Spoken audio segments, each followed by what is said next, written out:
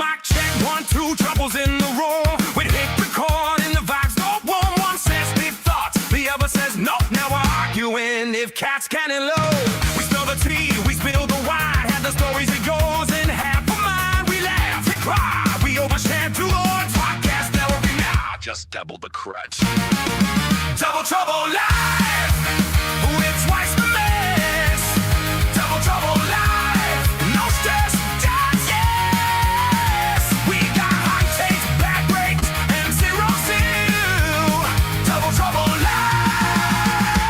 Live, coming at you for the thrill. Oh yeah, Double Trouble Live.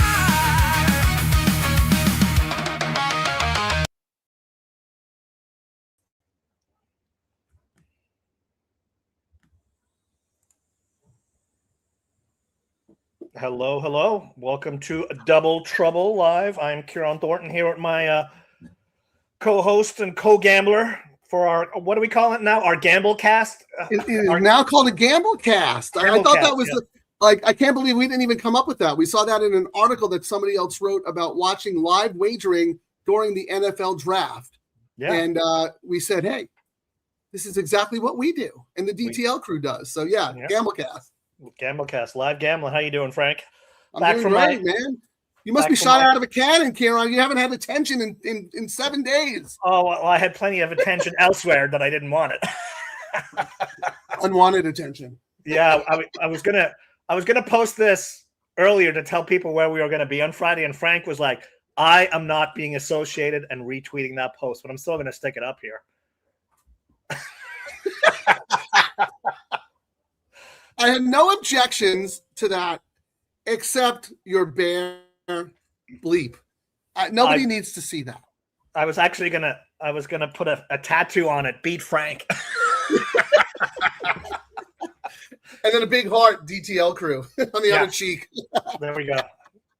Oh my God, that is awesome. I love it. What a tough sequence, Frank. And I mean, the scratches just made it even tougher. Like I know we kind of talked briefly before the show started, but I was really happy with how I set my tickets, but then some key scratches, a horse that I was going to rely on in the last race got scratched, and yikes. I mean, I was looking to spend some good money on my tickets today, Frank, because this looked like it was going to pay. And man, the long shots that I've hit in the first 3 races, holy smokes. I think we had our first favorite win finally in the last race. Yeah, it was like $40, $34, $30, and then I think you said the chalk just won the left. But yeah, I still think it's a very good sequence and a very competitive. Yeah, absolutely. But I am also very disappointed because, and again, this goes to our point that we've talked about all the time. I did all this work last night. So did you. We had our bets all ready to go, and we wake up and the 9th race is decimated with scratches. So all that work we've done, whoop, out the window. So that's kind of the message we've been trying to tell people. Like, yeah, you can do your handicapping, but you can't get married to anything until race day, until you know what's going on. So yeah, even this leg, my top pick in this leg scratched. It was a 5-1, Little Raymond, and I was like, I had a ticket, centered around that one. I was going to do some more stuff, and that just blew that whole thing out. So I mean, I guess we can throw up our tickets. I couldn't get smart. I ended up having to go caveman on the all turf, Frank. I tried and I tried, and even then, like my earlier ticket, I was kind of tight, and then I was going to come back and modify in the pick 3. But when I got down to doing this, I was like, I just got a caveman, and I can't get any smarter. I went caveman myself, so I don't blame you. I just want to say, because Kieran mentioned we talked a little bit before the show, and we did, just a sort of public service announcement out there, because I've been burned by this so many times. When you have a race where you have your strong single, what I call an A, and then you have 3 or 4 or 5 Bs, because, if my A doesn't win, it's one of these 4. When your A scratches, so you go from having a strong opinion in the race to having no opinion, because your thought was, well, if the A doesn't win, then 5, 6, 7 others can win. And now you're put in a situation where you built your whole ticket around singling that horse, and now you have to decide between 5 horses which ones you want to use. Otherwise, your ticket's going to be ridiculously expensive. So a lot of times it's just smarter to pass in those races. But, you know, Kieran's never passed a race in his life. Here we go. Degenerate. I was like, oh well, I'm spending $144 on this ticket. So be it. And you know what sucks too with that scratch is I really did not like the favorite in here, Jimmy Wingfield. I mean, I used it reluctantly, but you know, when my key horse got scratched out, I mean, when I originally went through and did this race, Frank, my preference was 6, 7, 10, 1, 2. And here I am now, you know, I have to throw in, you know, the chalk. And it got to that point. I was like, do I want to spend a lot of money when what's probably going to happen now is this chalk's going to win and just suck all the value out of the tickets? That is a very good point. I will say this, though. I don't think Little Raymond was going to be as high as 5-1. No. So you don't have to feel too bad. But I do disagree with you about the 2. I thought the 2 was absolutely a legitimate contender. I did not want to try to beat the 2, but at the same time, I didn't think the 2 was a standout by any stretch of the imagination. So I had originally had 2 Little Raymond, I think it was the 5, and then the 7 is my A's, and then I had the 1 as a B. Now my A's are 2, 7, 1. So to your point, I had to add another horse in the race that I, you know, wanted to use underneath. You know, as on my B tickets, but now I'm using that horse as an A ticket. So kind of wasting money on a horse that I didn't really love to be an A in the first place. But with the scratch of Little Raymond, you know, I want to have that coverage because now the race becomes a little more confusing. And then the last leg, I mean, I was building a ticket around singling Resolve, you know, that I thought, you know, I mean, a lot of people weren't going to jump on it just because of the seconditis. And yes, you saved money.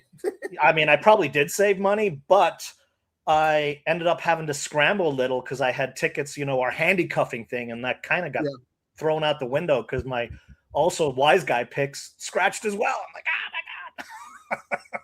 So Kieran is basically just spending the whole first 5 minutes of the show letting everybody know that if he doesn't hit today, it's not his fault. It's the steward's fault for scratching all these horses. I'm totally going to hit. Here's yours. Yeah, we are going to hit. I love it. So look, we talked about that last race. You wanted to plant a flag, and then we'll get into this race because we got 15 minutes. But real quick, you wanted to plant a flag with Resolve. I had actually wanted to beat Resolve. To your point, I mean, yes, everyone knows the horse's seconditis. This was probably the weakest field that he was facing, so he had a very, very good chance to finally get through. But at the same time, I wanted to try to be alive to a couple of price horses in that leg, and then use Resolve on my backup tickets. So my top pick was actually the 9, who I am now singled to. But I also had the Meissen Queen as an A as well. But that horse is scratched now too. So. Yeah, I had the Meissen Queen as well. I thought that was a sneaky one. And I mean, well, you liked 9 as well. I remember.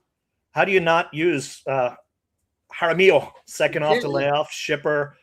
But I did say long shot ticket. I ended up putting well, the horse is a long shot, no doubt about it. But, you know.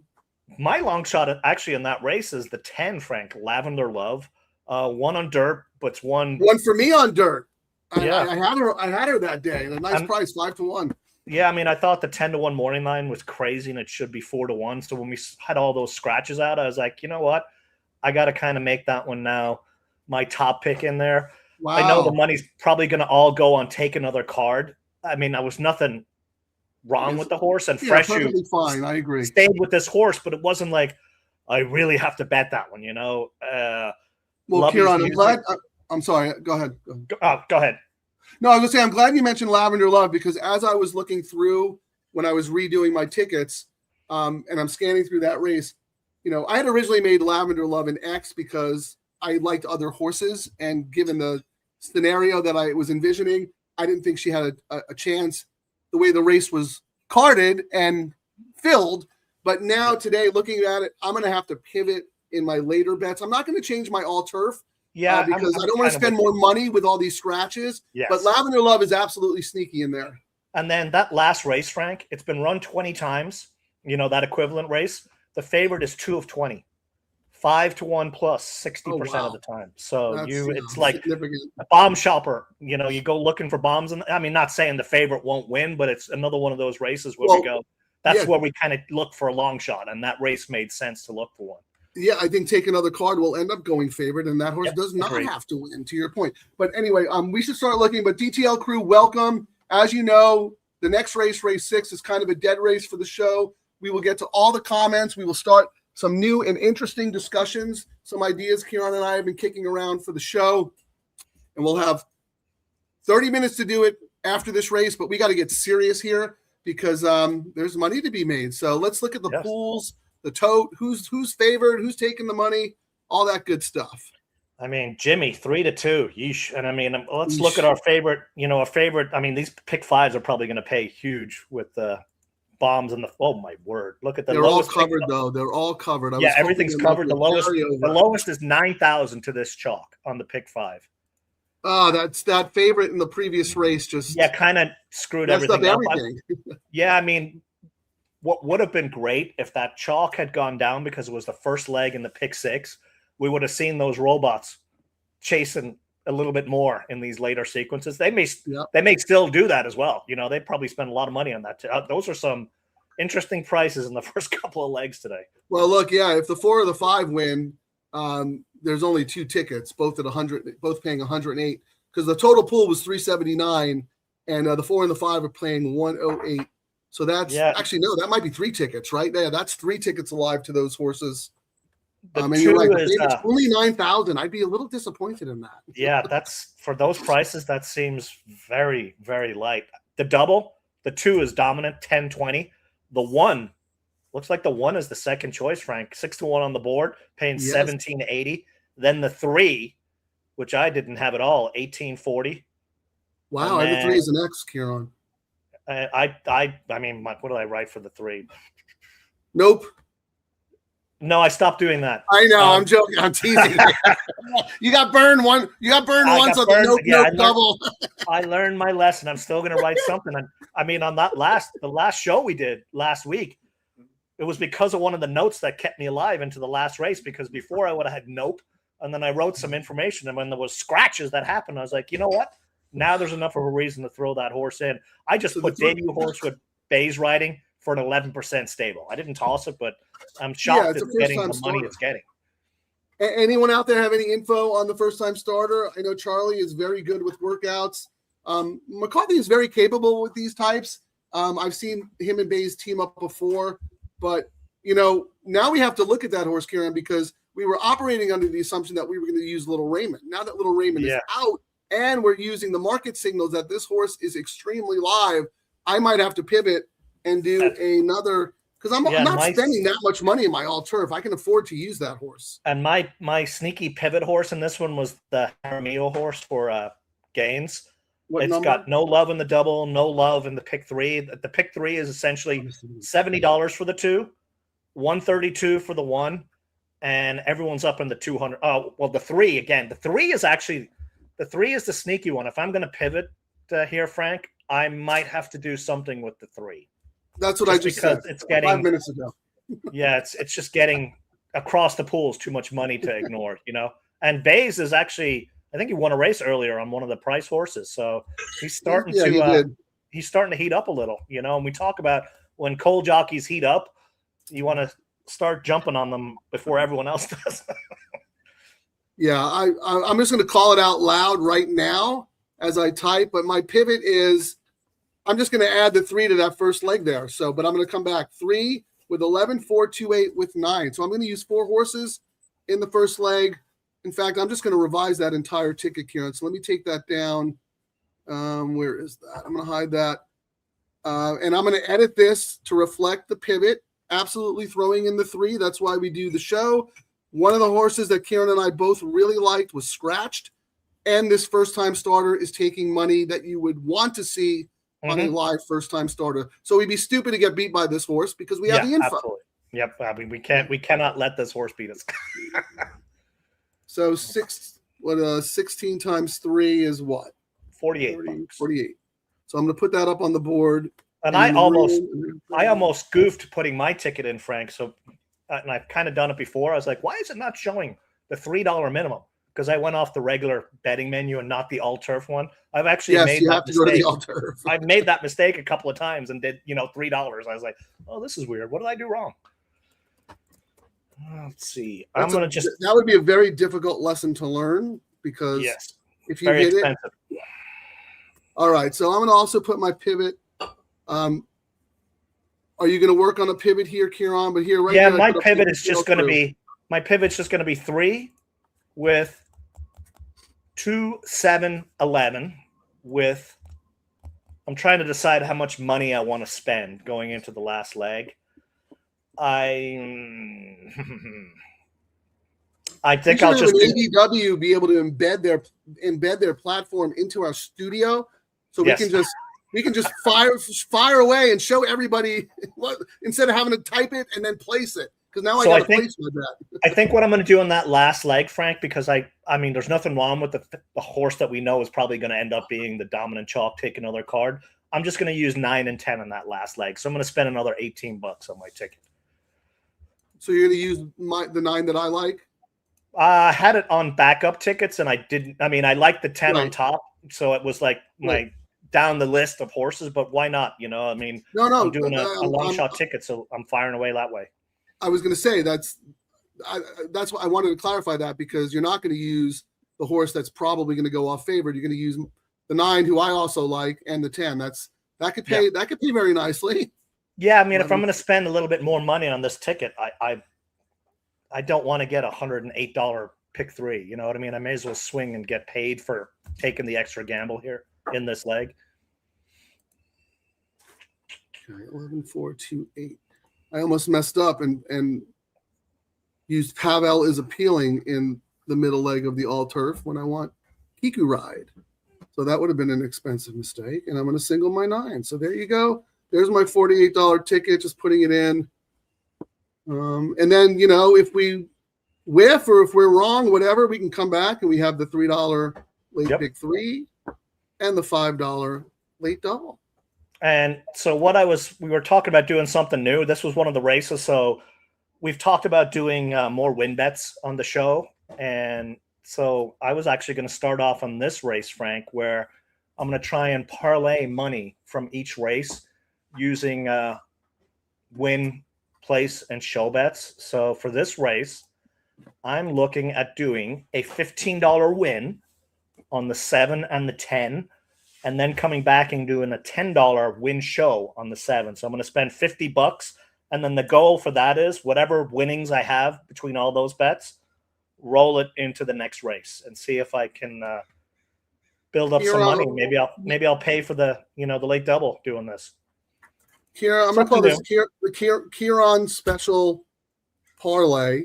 So can I put up what it is here? Yes. So people can follow along? Yep. I'm not going to piggyback with you on that. I might do what you're doing, but I might do it for races 7, 8, and 9. Okay. Because I don't want to get suckered into betting the 6th race, the dead race. I got you. But, absolutely. Yeah. So, but I like where you're going. I think that's actually a very good idea, because we've been burned a few times on the show where we've had horses we've liked that we didn't back up on the win pool, and they ended up losing or winning, and then we got busted out of our other tickets, so we didn't make up money on the horses we like. So $15 to win. Which horses? 7 and 10. So a double win bet on the 7 and the 10, and then there was something else, right?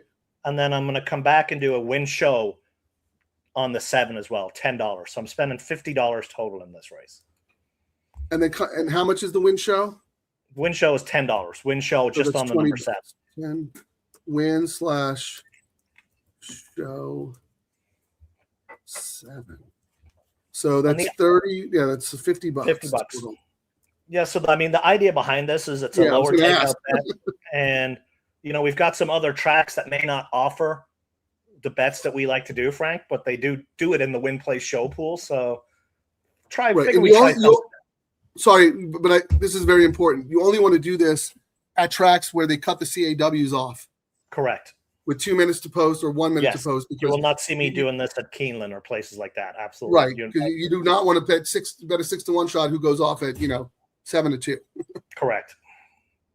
So the middle leg on this why one. Why the double win bet?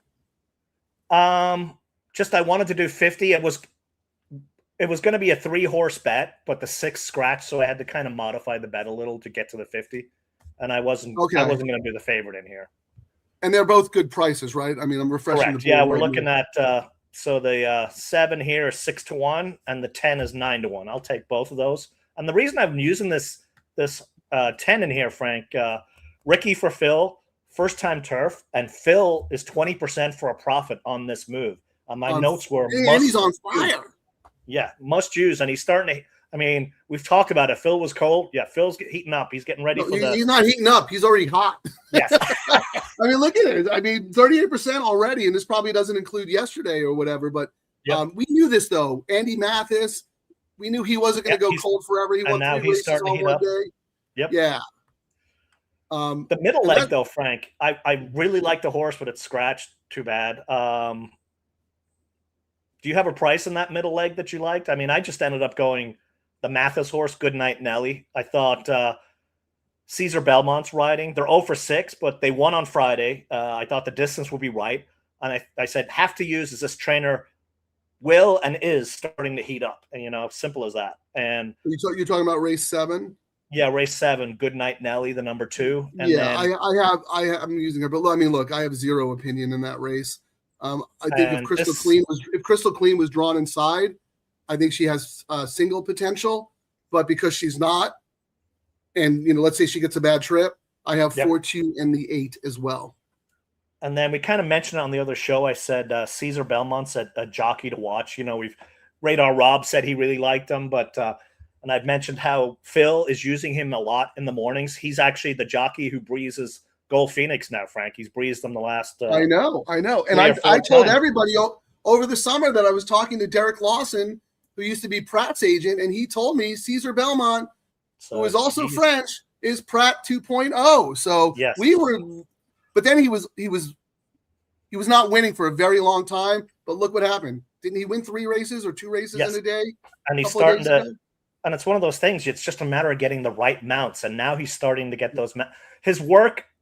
People don't realize it takes a long time to break into Southern California, and he's doing the work. Yeah, I think he's like 20 years old too. He doesn't speak English. Like, it's taken him a long time to build up his business, but you know what? That's probably a function of his work ethic. The fact that Phil D'Amato is using him on Gold Phoenix tells you everything you need to know about this kid's potential. And excellent works. Just a side note, 58.5 this morning, Frank, for Gold Phoenix, working out behind 3 stablemates and smoked them. So the plan is he's entered in the Old Forester Kentucky Derby Day next weekend. If the weather's good, he's going to ship on Tuesday. Wow. But he may stay home and run out of the barn at Santa Anita in the stakes race. On Saturday? Yeah, the Whittingham. So I'm not traveling to the Derby this year. So I'm torn on what I want. You're praying for rain? Yeah. Well, there always is. And it sucks. I mean, I think there's rain in the forecast if I looked. But you never know in Kentucky. All right. Well, we're going to back out because they're at the gate, okay?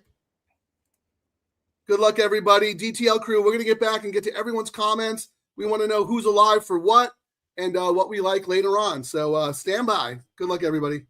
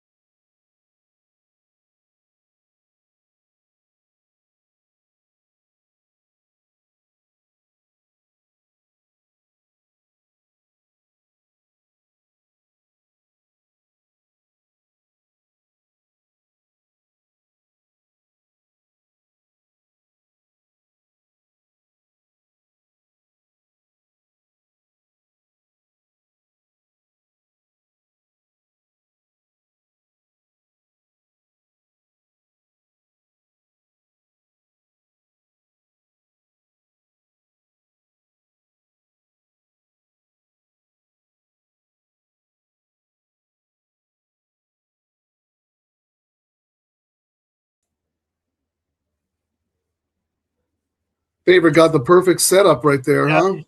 And the 7 just kept tossing the head. Like, that's definitely a horse to watch next out. The Jaramillo horse. That horse was just 7 ran huge, Yeah. huge. Yeah, so I mean that might be a horse. Blinkers next out, perhaps. No, there was blinkers today. Oh, it was. Then they're taking the blinkers off. Then I didn't realize. Yeah, I just think it was all the company surrounding the horse. The horse never had a break. Was like between horses and up on a hot pace, and I mean, just dug it. How good is Jaramillo? Yeah, I mean, most other jockeys, that horse would have finished way off the board. Way off. I mean, he kept the horse together. Yep. Not only that, but he ended up out finishing the horse inside and the horse outside, who had every right to go by him. And if you are not a Jaramillo fan, you don't judge them by their wins. That was a great job by Jaramillo on that horse, just to get it to finish second with all the issues with the horse. Yeah, great. I thought great rider. Yeah. Oh, you didn't have a show on this one. I was thinking, but that's all right. I did. I have a win show. So I thought you just did win show on the 10. No, maybe I typed it wrong. No, you typed it was win on the 7 and the 10 and win show on the 7. Oh, you're right. It was the 7. Oh, nice. Excellent. So at least, it's not going to be great, but at least you have some money to parlay. At least you experiment. I get some. No, I'm not criticizing you at all. No, I didn't go down in flames. That's because I don't know if this is right or wrong. I would have learned myself today. But at least have some money to go forward with. That win would have paid very nice, though. That's for sure. Yes, it would have. Yes, it would have. That would have paid for the pivot. Van Gogh had some issues as well. Where did that end up finishing? I didn't see. Nowhere.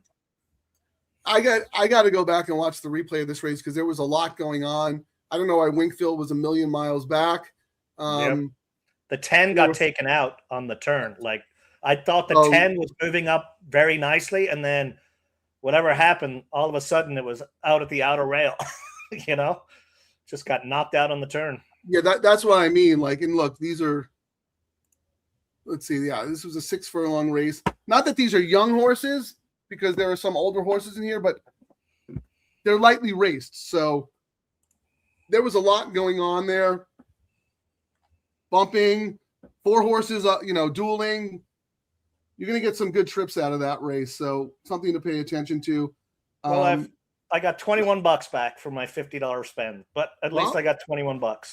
Well, that was, I guess I'm trying to understand the strategy myself. So that maybe you were like, well, if my long shots win, I got a lot of money to play with.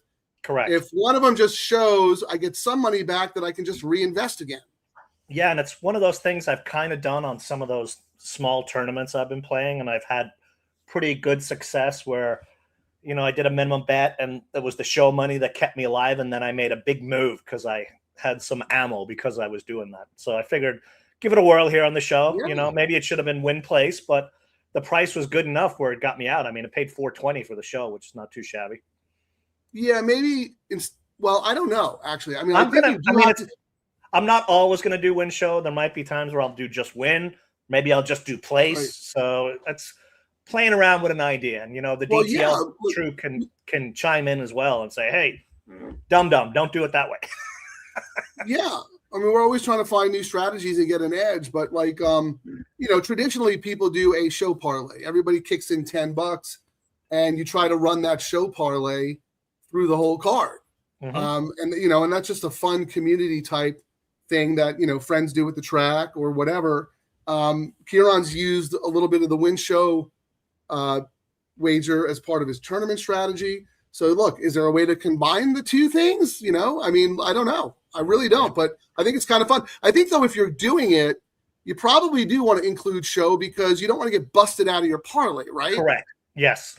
Yeah. The whole point of the parlay is to keep it alive. Correct. And then try and build till you get later in the card. Like for this race now, Frank, I'm going all in on the number 5 was my plan. Whatever I won, I was doing all in on the number 5. We can actually see if the 5 is what I thought. Will pays into this race, Frank. I know it's a dead race. Oh, geez. The 4. There's no such thing as a dead race for you, Kieran. Yes. The 4 dominant on the double, $11.80. The 6, $21.60. And the 5 at $22. Wow. I did not see that. And on the pick 3, Frank, the 4 is dominant at 1290. Oh, actually, no. The 6 got the Papa Drama horse.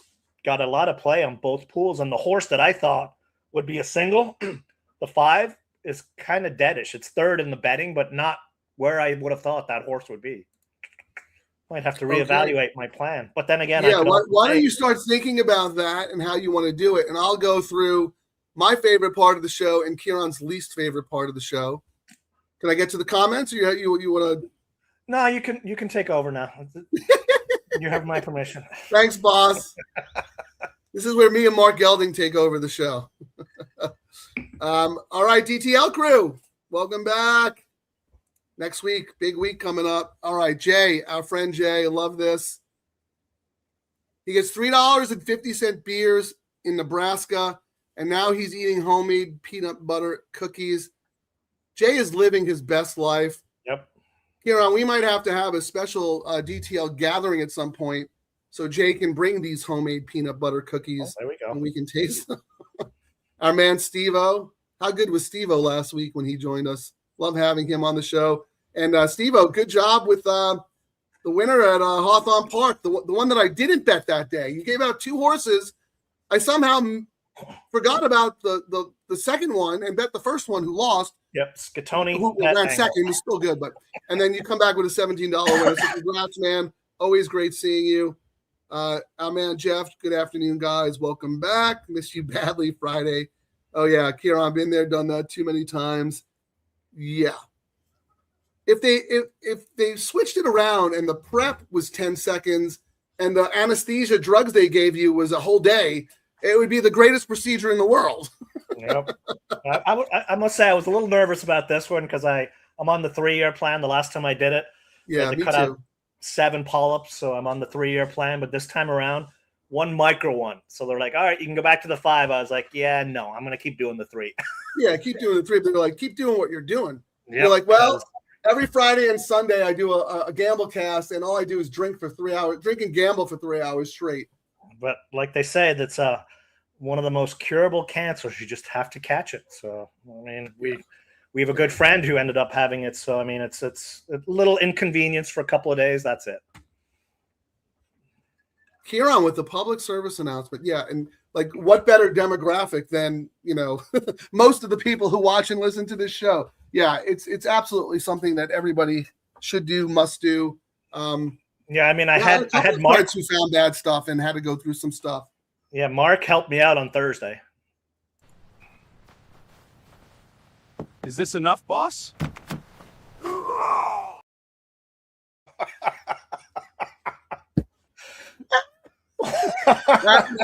That is a loyal sidekick right there. I wish my sidekick had the same kind of loyalty and devotion. Yep. Texas Terry, yes, Sunday service, DTL GAMBLECAST, executive producer right there. SC3 Pete, hey Frank. Karen's not gonna like this. Thanks to the Matrix. Yesterday I hit the super, just missed the high 5 on the last horse. You nailed it, straight bet. You're welcome. Here's the part where Kieran says he had those horses too. I did not handicap the card at all. Looked at nothing, did nothing, and just chilled and relaxed. But it was a nice family day for you, so that's good. I mean, even Friday though, DTL Crew. If that was the first time we saw the double on the pick 3 down, and they were down, no DTL. That's degenerates right. On Friday, and the pool suffered. So you guys make a difference without us, guys. Yeah. Well, we're back now. Hey, John Paley. Thanks for joining us, John. I had the pleasure of having John as a guest on my on-track Del Mar Saturday handicapping show. I forget, was it last year? I don't think it was last summer, but maybe last fall. I forget. But, John, you did a great job. Thank you for joining us, man. Appreciate your support. Here's our man, Charlie. Long time, race 5. I think the 1 found a long shot. Okay, I think I found a long shot in the 8th. Yes, we'll talk about the 8th soon. How about Steve-O? Watch the replay of me. Yep, that's my top pick in the last right there. Here's his play. Not alive though, unfortunately. He used your 10, Kieran. But you know what? That's why we come back with the rest of the wagers. Vince, thank you for joining us. Wish you guys stayed live to see your I thought he was going to say, wish you guys stayed live for Kieran's colonoscopy. That's what I was expecting. I got the pictures if you want to see them. It's a remarkable colon. you know what, Vince? We will take that under consideration.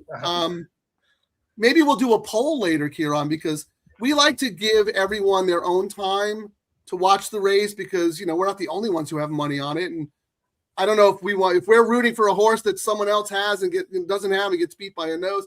But let's think about that. If you guys really want to see us watching a race and rooting our horses on, maybe, okay. We're open to everything on this show. We'll probably have to mute ourselves when we're cursed. Well, yeah, we might have to do that. But although, no, we don't, because we're not beholden to anybody on this show right now. That is true. Dictator Jay, thank you for joining us. Single the best horse, don't get there. I'm not sure which horse you're referring to, but let me know. Maybe the 7. That's who we liked also as the wise guy play. Stephen D, appreciate you always. Here we go. Peanut butter cookies. Wise to keep that monitor. Bad film he's been getting. Oh yeah, nice. DTL Crew, we love each other. So this is great. Awesome. Oh, sorry for any Blazers fans out there, but as you know, real quick here, and then we'll get serious. This hat right here was a gift to executive producer Terry Marconi from none other than the great Frank Miramati. Oh, wow. You want to see the hat that Frank got me? I'm still looking for it. Yeah. Never got one. Steve-O said Frank had the chalk in the ATP. Okay. Oh, right. The 2. I'm sorry. I was thinking the 7. That's how good the 7 round. I thought the 7 won. So, all right, Steve-O. Appreciate everybody. We should start looking at a little bit of probables going forward, right? To see who, because I thought that race was wide open. Did you have a strong opinion in that race 7? Race 7, my strong opinion was a price horse that scratched. There was so much positive stuff and, the jockey changing all over the stuff. So, that's out the window. So I ended up just going 2, 7, 11. Yeah, I have your all turf there. Yeah, and then here it looks like in your handy puffing the bets, you had the 1 also, but the 1 is scratched in that leg, Tiger of the Sea. Yeah. So you're still 2, 11, 7. And then massive spread to start. Right? Race 7, 8, 9, 10. Yeah, it was. You're with me. I think this race is so difficult. My notes were the favorite is 24%, but this race, almost half of the time, 43% of the winners over 5-1, and almost 20% of the time, Frank, a 10-1 horse has won race 7. So I was like, yeah, especially with, I had a lot of long shots and I liked some long shots more. So I was like, I have to spread. And then, so that's where Kieran, it's a filly and mare race. Are you surprised that long shots win? What have we been saying for the last 2 years? Yeah. So, it wasn't a shocker. Yeah. The filly and mare division, even the Cowbreds, it's not the strongest in the world. And it's really not the strongest when it comes to open allowance horses. But yeah, because I had, let me see, what did I say in here? Good Night Nelly, Mathis horse, Belmont Rides. They're 0 for 6, but they won on Friday. I thought the distance was going to be perfect, and Mathis is starting to heat up now. He's, his whatever funk he was in, I think is over. 8, 9. Well, let me see. I'll just read through. Petite Tiger, the number 4, cuts back after just missing last out. That's closer. My wise guy horse. Drops today, and this jockey trainer tandem are 2 of 5 on long shots, and it made, it met the long shot criteria. So I was like, well, I got to use that one. Then you've got Clubhouse Cutie, switches to turf off a win, last out going longer. Stats start getting horrible though. Trainer's 0 for 25 going dirt to turf, but he's also winning 23%. So it was again, long shot ticket. This might be the race where he gets rid of his 0 for 25 and he's 1 for 26.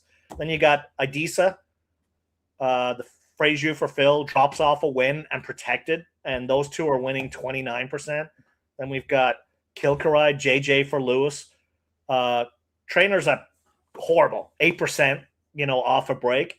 But JJ's on for Lewis, and they're 27%. So how do you not use that horse either? There's a lot of it could be crazy in here. You got the 9, first race since 2025. No Hara, but you got Giroux, first time Lasix. I did say could be a prep, but maybe. And then it was another note: use on the long shot ticket. So it was one of those things. It's either going to be the chalk or a crazy price. Ergo, a spread ticket. This part of the show, for any Arrested Development fans out there, this part of the show was sponsored by the blah blah blah law offices of blah blah blah blah blah blah blah blah blah blah. Have you been wronged by handicapping shows? Have you Yes. been put on the wrong horse? You may be entitled to punitive damages. Call blah blah blah law offices. All right, so we've got Dan's the first one to tell you this is not a handicapping show, as he proceeds to read an entire tome on his handicapping notes. But anyway, we don't have a whole lot of money in the double pool, Frank. I was just looking. Oh, okay. We've got. We're wait. 8 minutes away. We got $9,000. Tell me about the 12, though. I'm worried about the 12 in the next leg that you have singled on your spread ticket, because I do not have the 12. Oh, and that's race 8, The right? middle leg, race 8, right? Yeah, I mean, what did I say? It was one of those things. Let's scroll down there. No, I'm sorry. No, hold on. Wait a second. That is the. Oh no, I'm sorry. I thought it was race 7, but let me look at the 12 anyway. Okay, yeah, the 12 figures. I thought it was Troisième Etoile, but yeah. Well, I did have notes for that 12. Kimura's riding for O'Neill. It was on the AE, but with all the scratches that got in, bullet work. Jaramillo rode last out. I said if it gets in, use. But it was another big upgrade for the horse that Jaramillo hopped on, which is why my tickets. Well, who was Jaramillo riding? He was riding Ridge Gold, the 3 that scratched, and I had so many notes, and there was the musical jockeys, like the 15-1 morning line. I was like, oh my word! But scratched out. So all the smart, wise guy angles for that price horse, I thought in that middle leg, kind of blew up all my, my what I thought were smart ticket construction. So it is what it is. I understand entirely. Are we sure that Jaramillo didn't pick up that mount? Let me just check. That's race 8, right? Yeah, no, race is that? Race 7? Yeah, I mean, the reason first race since October, Barrios rode it the last 2 times. And then they scratched the Barrios horse as well. So there was like a couple of long shots I really liked in there. And I was like, why is Jaramillo hopping on this horse? I'm actually glad you said that, because for like 4 of the horses in my matrix analysis, I was like, this is jockey musical chairs, and none of it makes sense. Actually, it didn't make sense to me, but it made enough sense where I was like, well, this guy's going there and this guy's going there. I have to upgrade both of them. And then both the horses scratch, Well, that's what I mean. Like, it didn't make sense. Like, why was like Jaramillo? I think he was going to a Craig Lewis horse or something, right? Yep. Like, it was weird.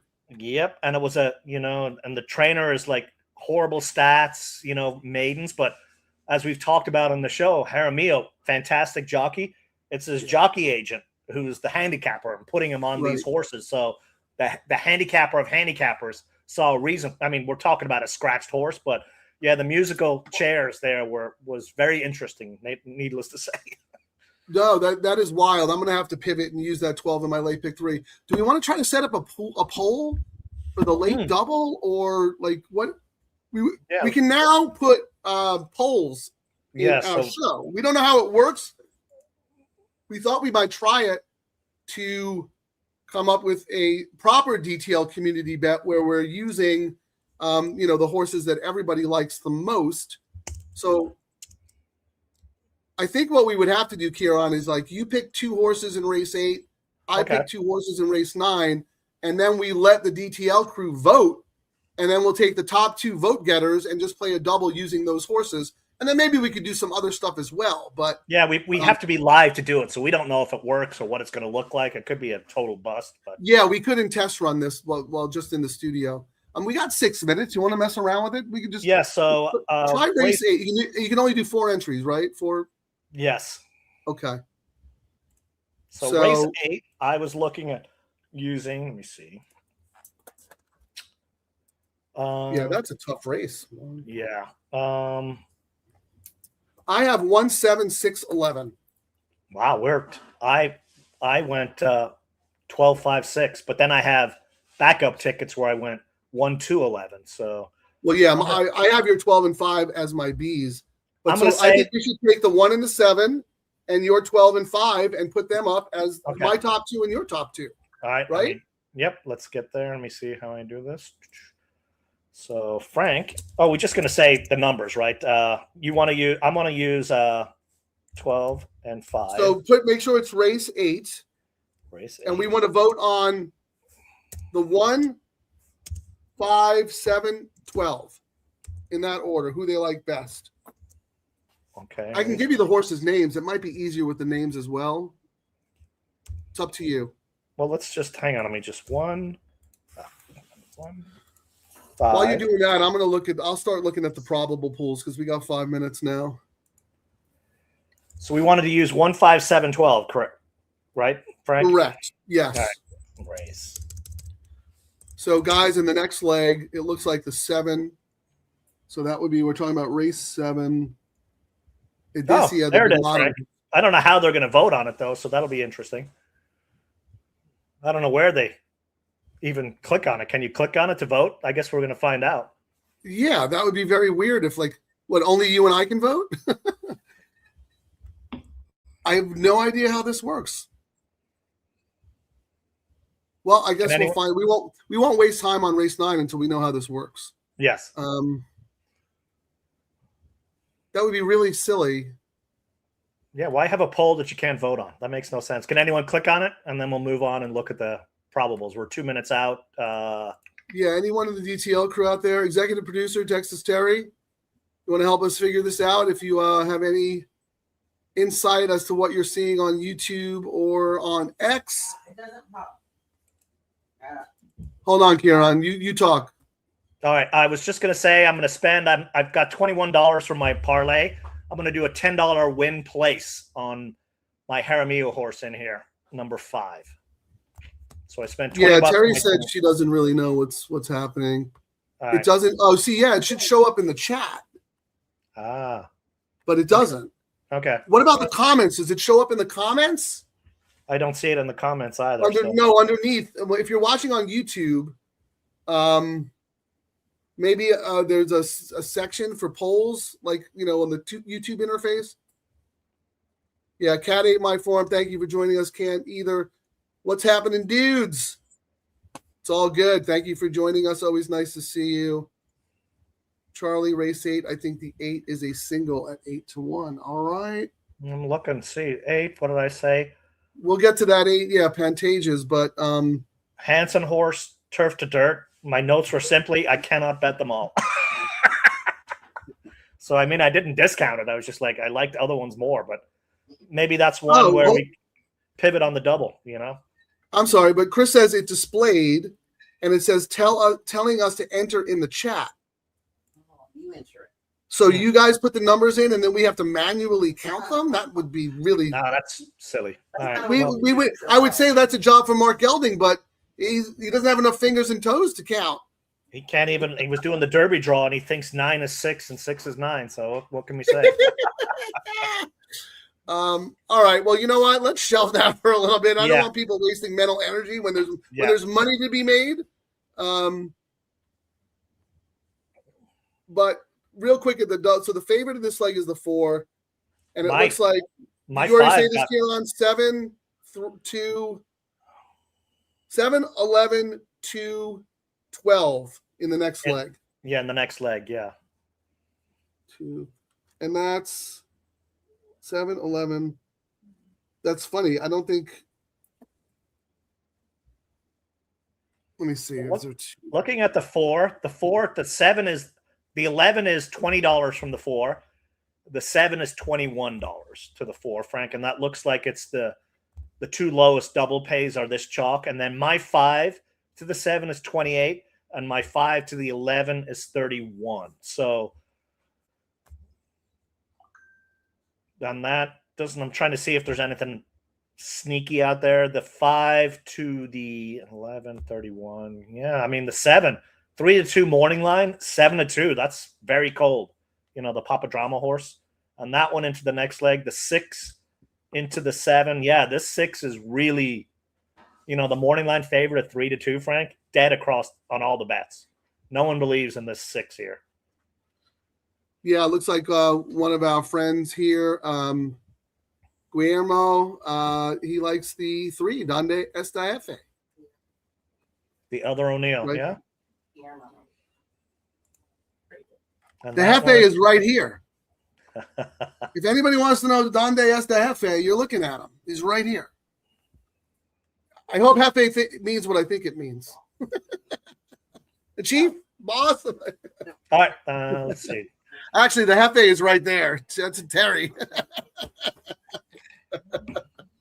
Oh, that's very funny. Guillermo, thank you for joining us. Appreciate your contribution right there. All right, they're loading in the gate. All right, let's take our break. We're going to take our little break. Nobody wants to see me root for this race because I don't have any skin in the game. So, all right, good luck, everybody.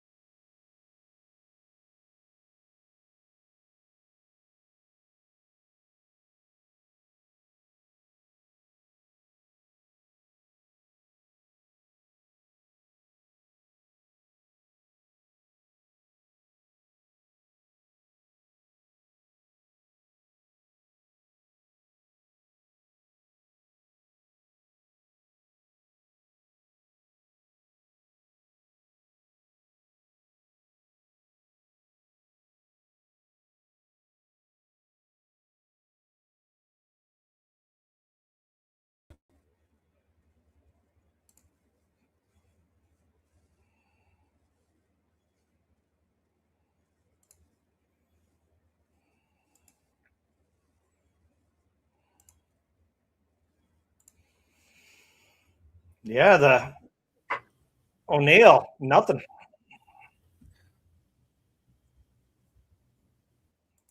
Well, I got Kimura, $1 right? left. Yeah, Kimura. $1 left. Oh, no, 2 Kimura. He had 2 in there, huh? 4. No, who won the race? Number The 4, the Tyler favorite. Bays with another Yeah, the win. favorite. So, yeah, Tyler's starting to get some wins on his belt here lately. Thank you, Guillermo. We appreciate you. As everybody in the chat, the DTL crew will tell you, you are now a member full-time. We welcome you. We appreciate you. We cannot do the show without all of you. So thank you. Oh, Kieran, like and subscribe. Oh, yes. We always forget. that. I was actually just looking at the probables before we went off with all the late money. They hammered the 4-11 combination late, Frank. So the 4-11 dropped to $16. Second wow. choice was the 7 at 21, and third choice was the 2. But they hammered that this chalk into the 11 in the next leg. Crystal clean. Yeah. Yeah, no surprise. Yeah, we'll wait for it to become all official, and we'll wait for more money to get in the pools and all that fun stuff. But yeah, thank you, Guillermo. Really appreciate it. Guillermo, if I'm not saying your name properly, I apologize. I'm just going to call him G. Yeah, see, Kieran's smart. He doesn't even attempt. He just gives them a nickname right off the rip, and then there's never a problem. Very smart. He tried to pronounce Jaramillo once at the start of the show. He was properly corrected, and then he started calling him Hara, and that was it. No, I was saying his name incorrectly, probably for the first 2 months, till someone on the show finally said it's pronounced Jaramillo, and I was like, yeah, no, it wasn't that long. Believe me. No way. The Venezuelans who watch our show would not have let you get away with it for that long. It's not Jara. That's right. You were calling him Jara, actually. Yeah. Jara. Sorry, guys. We're not perfect. We're not perfect. We try our best, but if we're wrong, we want people to tell us. So we appreciate that. My name has been butchered for so long. I mean, at this stage though, Tom Quigley just does it on purpose. Like he's got 15 different ways of saying my name, and he knows exactly how to say it. you can't put the GD back in the bottle. I mean, it's too funny. Hey, look, we had one person on the show wanted to get us an ED Pharma sponsorship because she thought Kieran's name was Cialis. Yep. So I've had every versions. I still have a friend who's known me for years. He just calls me C. I was like, you can remember the letter, can't you? Just call me C. That's awesome. So Frank, you know what? If he just heard your name, Kieran, he should be calling you K, because no one knows that you spell it with a C. Yep. So the 11, Frank, dominant favored on the pick 3 at $19. Second choice is the 8, $33. Third choice is the 2 at $36. Fourth choice is the 7 at $37. The 8, the JJ Lewis horse, got a little bit of play. See if it's the same in the double. The 11 is $16. Second choice is the 7 at $21.40. The 2 at $23.60. And then it starts jumping up to the 8 at $41. So interesting. I mean, they're essentially the betting saying it is 11, 7, 2, 8 across the different wagers, Frank. Yeah, and that is how the board is reflecting right now. No overwhelming favorite, and I kind of agree with that. I did say that if Crystal Clean was drawn inside, I think that horse would be 7-5, but I think that far outside post makes things a little tricky to take too short of a price on that horse. But real quick, so Kieran, Guillermo is now G from here on. You have knighted him. He is now a Sir G. He is a member of the DTL crew. We appreciate you. And then just real quick, Kieran, because this is funny. Now everybody's taking the piss. Jeff, Frank, whoever likes your 4. That is an LD move right there. He loves to chime in and joke around and tell us who Kurt Hoover likes. And we go along with it jokingly, sarcastically, but we love Kurt Hoover. We love all those TVG personalities and handicappers. So thanks, Jeff. I appreciate that. Very funny. All right, Kieran, let's get serious. What was I looking at? I was trying to see. I mean, the 11 got some decent money, win money, when the betting opened, and dominant, 10K to win, and kind of a little bit 2K, 1K. Second choice, the 7 got a lot of win money and place money. And the 8, though, is if there's one that looks sneaky on the betting, Frank, it's that 8, the JJ horse. I have it on a backup ticket. Did you use it at all? Yeah, that's one of my A's. I have 4 A's in that race. Okay. Let me see. We're on race 7, right? I went 11, 4, 2, 8, 5, 7. I mean, I ended up having to make the 11, the top choice. But the issue with this one was Barrios. This horse had 6 career races, 2 wins, 3 seconds, and a first. All was in the money. Like this is an exacta horse if you've ever seen it. But Barrios went to the number one. Like he left and went to the number one, which is why I ended up having that one as a wise guy pick. But the one scratched. So if you got the Wind Rider bailing to go to a rail horse for another, trainer, what do you make of the chances of the 11 now? That was the quandary in this race, at least for me. Who's your top pick here, Kieran? Because I don't have the 7 on my. I got a pivot here. I ended up. Who's your top pick? In order in this race, I went 2, 11, 3, 7, 1 is how I ranked the horses in this race. Oh, see, why did I think that you had? I thought you had the Motto horse as your top pick, Adesia. You were talking about that horse. I was talking about it, but when I've got it on tickets. All turf, I went 2, 11, 7. So I went. That's why you had the 7 on that ticket. That's on why. that ticket. Yes, but on this late pick 3, I also threw in the 3 and the 1, or the 3. Well, the 3 and the 1 are scratched. Yes, that's right. Okay, so I get it now. So I'm amending because my ticket was so cheap. I'm still cavemaning it, Kieran, but here is now my revised. I'm going to put this up, Frank. This is pivot / revised.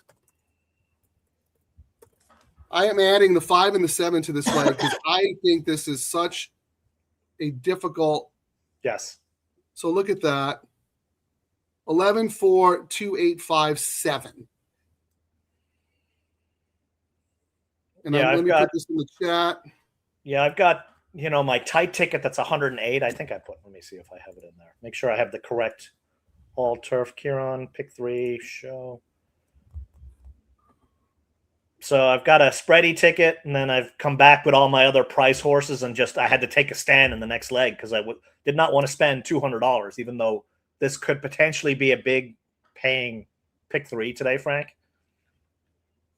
Well, yeah. I mean, I'm singling the 9, so I want to get. I need to make sure that I'm out of this leg because then I'm good. I have 4 horses in the middle leg, and then I can look at what the late double is.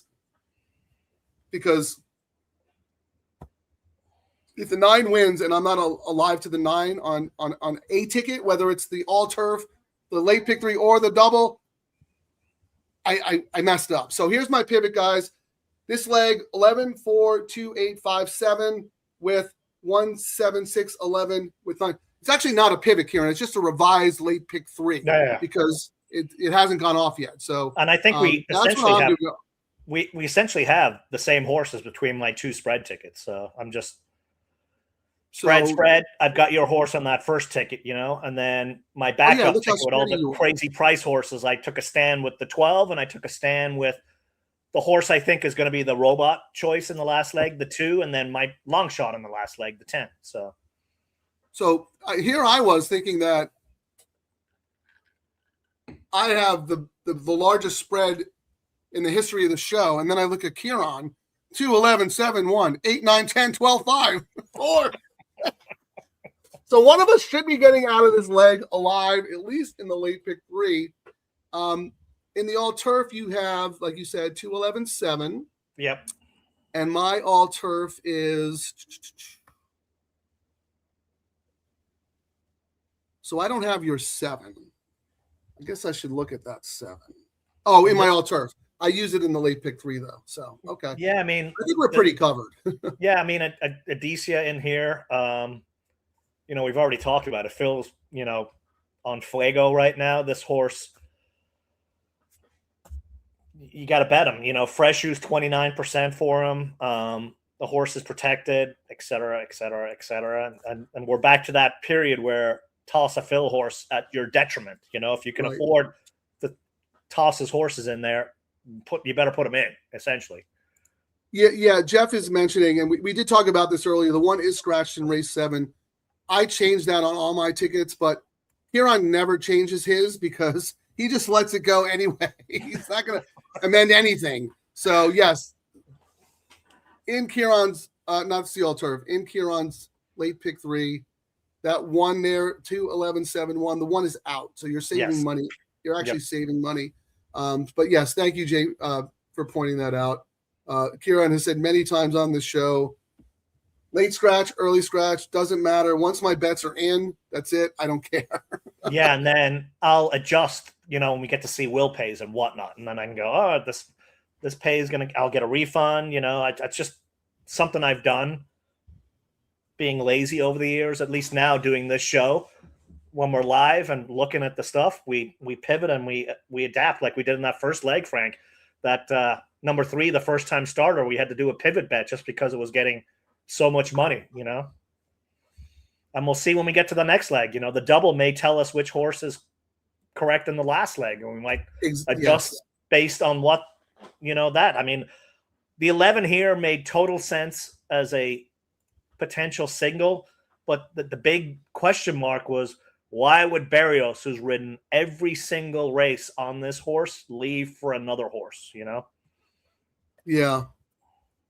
That's been a strategy that has worked all meet long, right? Mm-hmm. How's the tote looking? Anything interesting? Not yet. We're still 13 minutes away, and the double's only got less than $8,000 in it, Frank, so we're not going to get anything.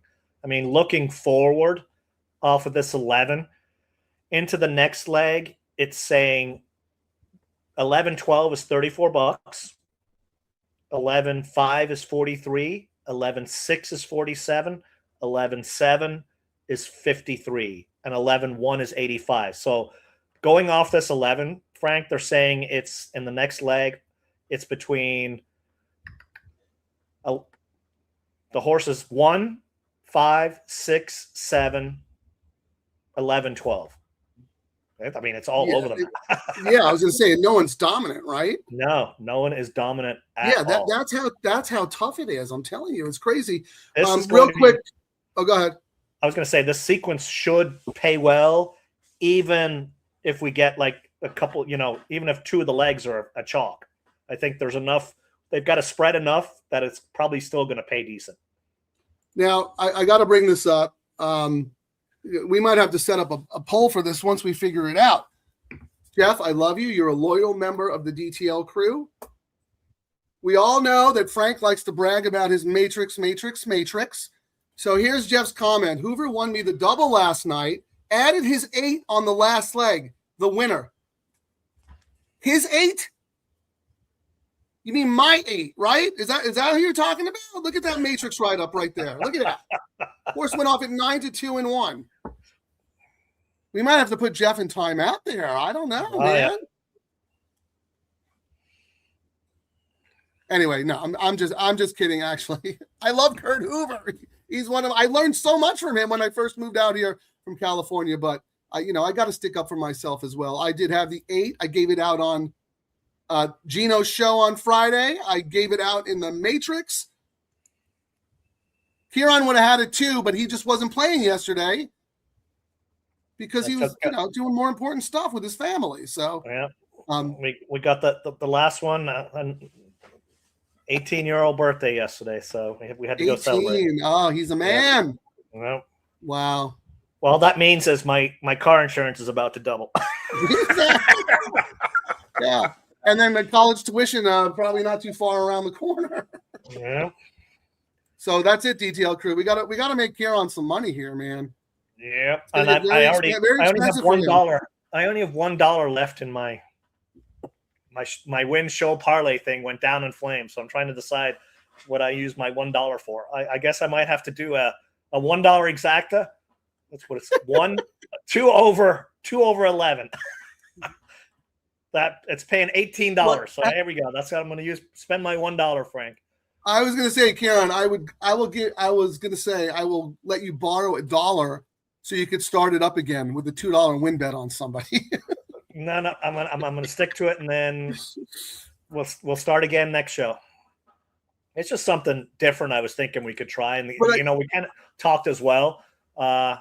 When you guys win, we kind of do a lot of it. Post your tickets out there. We're thinking we're gonna do something. The mechanics of it, of having you guys give us your tickets earlier, and maybe we can play around with some of your tickets. You know, the only thing I would recommend, Kieran, and your money, you do what you want. Maybe save that for the late pick 3, because that will also factor, because you did great in the first leg, all turf, part of the show. Race 6, not part of the show. Yeah, not part of the show. No. So, but let's say you like that horse, so I don't know. I did like him. You want, but maybe for the purposes of the show, we should collaborate. We'll just do it. Yes. Together and do it for the 7, 8, 9, and this way we could, like, I don't know. Then we have options, right? We could cover horses that we might not have on our tickets that are alive, like another way to maximize these wagers, right? Correct. All right. Can I put up some community picks here, crew ticks? Yeah. So Guillermo G is just like us. He's spreading. Oh, this is to close his pick 5. Nice. So 2 in the 8 in the last. Doesn't have my 9. It doesn't have your 10. Who's the 8?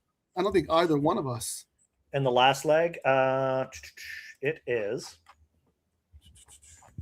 Yeah, let's talk about that. Oh, Luby's Music. Is that it in the last leg? Probably Giroux, wire job. Yeah, that's Giroux for Mandela. One last out at this distance under Freshu, and then Freshu ended up going. I don't know which horse he went to. Yeah, he went to the favorite. He went to the favorite to take another card. So I mean, I do have it on I think on a double ticket, Frank.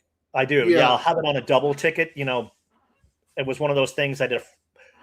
Seeing the will pays, it might be a live show bet, you know, and then I just did it for $5, 12, 5, 6, 8, 9, but I want to see what it's paying, you know. It was a placeholder. I had originally X'd the horse before all the scratches. Now with all the scratches, we're going to really need to we're going to need to dive deep into that race for for late double time. Because that is a horse we could absolutely use, because the pace scenario is now completely different. Here's Charlie, 11, 8, 7, 8. And look, he went opposite. He went, somewhat tight here, tight in the next, and then spread in the last. I like that, because that's kind of opposite of what Kieran and I are doing. So he has all the horses that we have. And in the middle leg, he's got the Urton horse, who I also like, and the Ryan Hansen horse, who he was talking about as being sneaky. And then, wow, we'll get to all those horses in the nightcap when we get closer. That was crazy how different we are. But, that's good. Charlie's been giving good information on the show. And because I didn't gamble on Saturday, I have money burning in my pocket, Frank. So I'm going to start up pretend I didn't do that show crap earlier. And lose it all. So we're starting. You get a mulligan. Yeah, you get a mulligan. We're gonna edit out that last bet I did, and we're just now starting fresh. We can go back and edit from this live show, right? So I'm gonna do a $25 win show on number 2. Hold on, let me type it. Let me type it out for the crowd. All right, Kieran. That was a practice run. Yeah, that was just practice to see what I can adjust to. Yes. Kieran, I'm gonna say special parlay. Oh my God, that is so funny. I wouldn't expect anything less. Okay, what do you got? $25 win show number 2. Good night, Nelly. I'm gonna start riding our guy Andy Mathis, who we've talked about so much, and he's just been so unfortunate, but he's heating up right now, and he is, when he heats up, hop on, and I'm getting a pretty good price. And we got my guy Caesar Belmont riding, so let's see. So that's it. That's how you're starting it. That's it. I'm just gonna fire away one bet, $50. If this doesn't work, I'll start off next week. No, you'll probably start off a 2-race win parlay in race 8 today. No comment. No comment. There's Kieran's special win show bet to start his parlay. Oh, I had Pete's pick 3 up, but then I took it down real quick. 2, 7, 11, singling the 8. That's that Ryan Hansen horse getting a lot of love. 8 to 1 on the morning line from the crew, and then singling my 9 in the last. I love it. I love your tickets, Pete, because they're so tight. There's no fat on these tickets. If you're right, you're right. The amount of scratches in that last race, we went from 11 to we've got 7 horses now. Like that was a 4 horses scratched out. Changed the whole complexion of that. But we'll get to see on the will pays, who's the legit ones and who the pretenders are. Are we doing any special shows for the Derby? I got a good email from one of our audience members, DTL crew members, saying it would be great if we like put up a show schedule each week. Mhm. And I agree with him 100%. Yep. So we will start doing that. But keep in mind, we reserve the right to change the schedule and add shows depending on what's happening. If there's a carryover, if there's a new low wager bet announced or whatever. So look out for that, DTL crew. Like and subscribe on here. We'll probably have Mark Gelding do an announcement every Monday saying what shows we have. We will be doing content on the Derby, but well, go ahead, Kieran. I was going to say, I mean, we always do shows on Fridays and Sundays. This Friday was just a unique situation that probably won't happen too much. So that's all. Always a Sunday show, but yeah, we're figuring out how to kind of plan our stuff out so you guys know exactly what's going on. But again, if there's a carryover or something special happens, we're probably going to jump on and do a pop-up show as well. Yeah, and we've actually been moving a little bit away from the Fridays because there's been such great cards on Saturdays because it's that time of year where it's all the Triple Crown prep races we had. So we've been doing more Saturday shows than usual. So we apologize that it's been a little loosey-goosey, but we'll try to get better about that and just at least lock 2 shows down in stone and then maybe add a couple of more as we go along.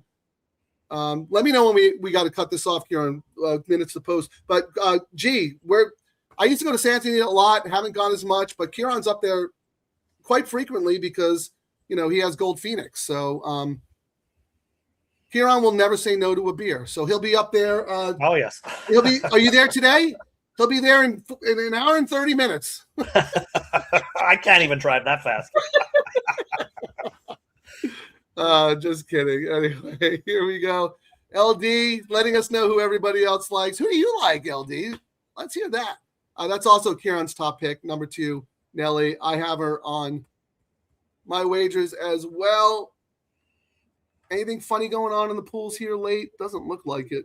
Not really. I mean, the double has like 18K, but into the next leg, really, the only movement has been $1, Frank, into the next leg on the horses. I will say 11-1 was paying $85 earlier, Frank. Alex, the Hess Barrios horse. Oh, I have that horse as an A.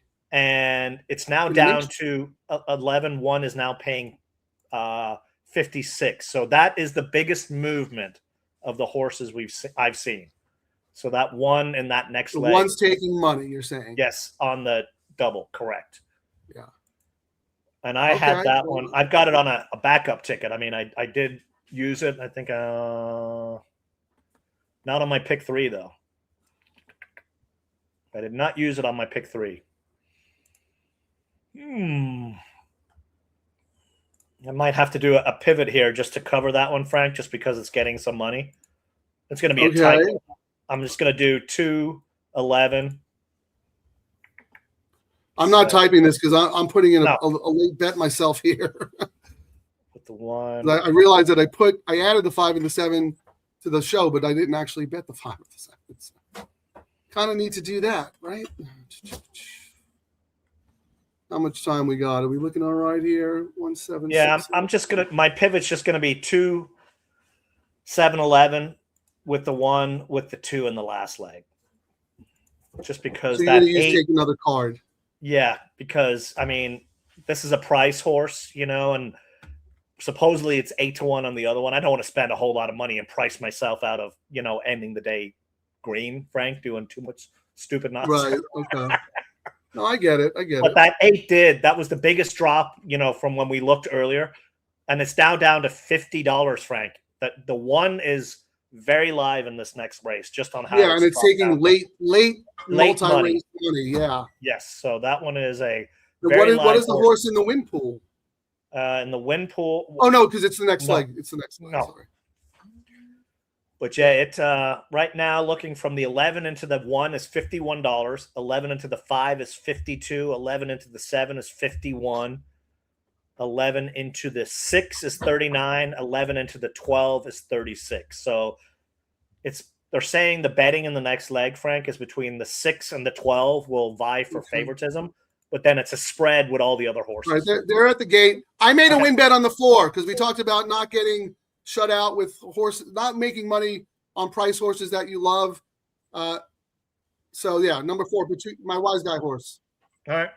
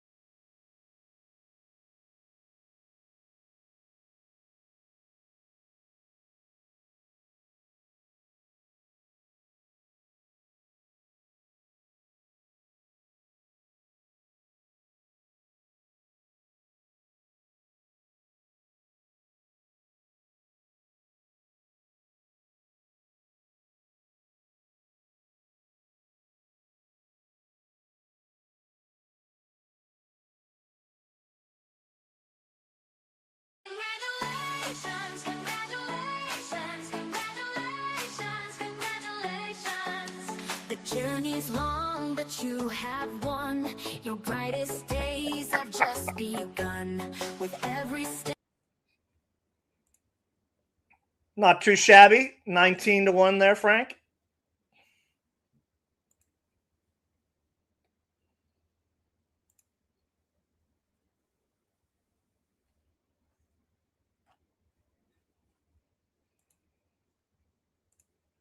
Frank muted, our favorite time of the show.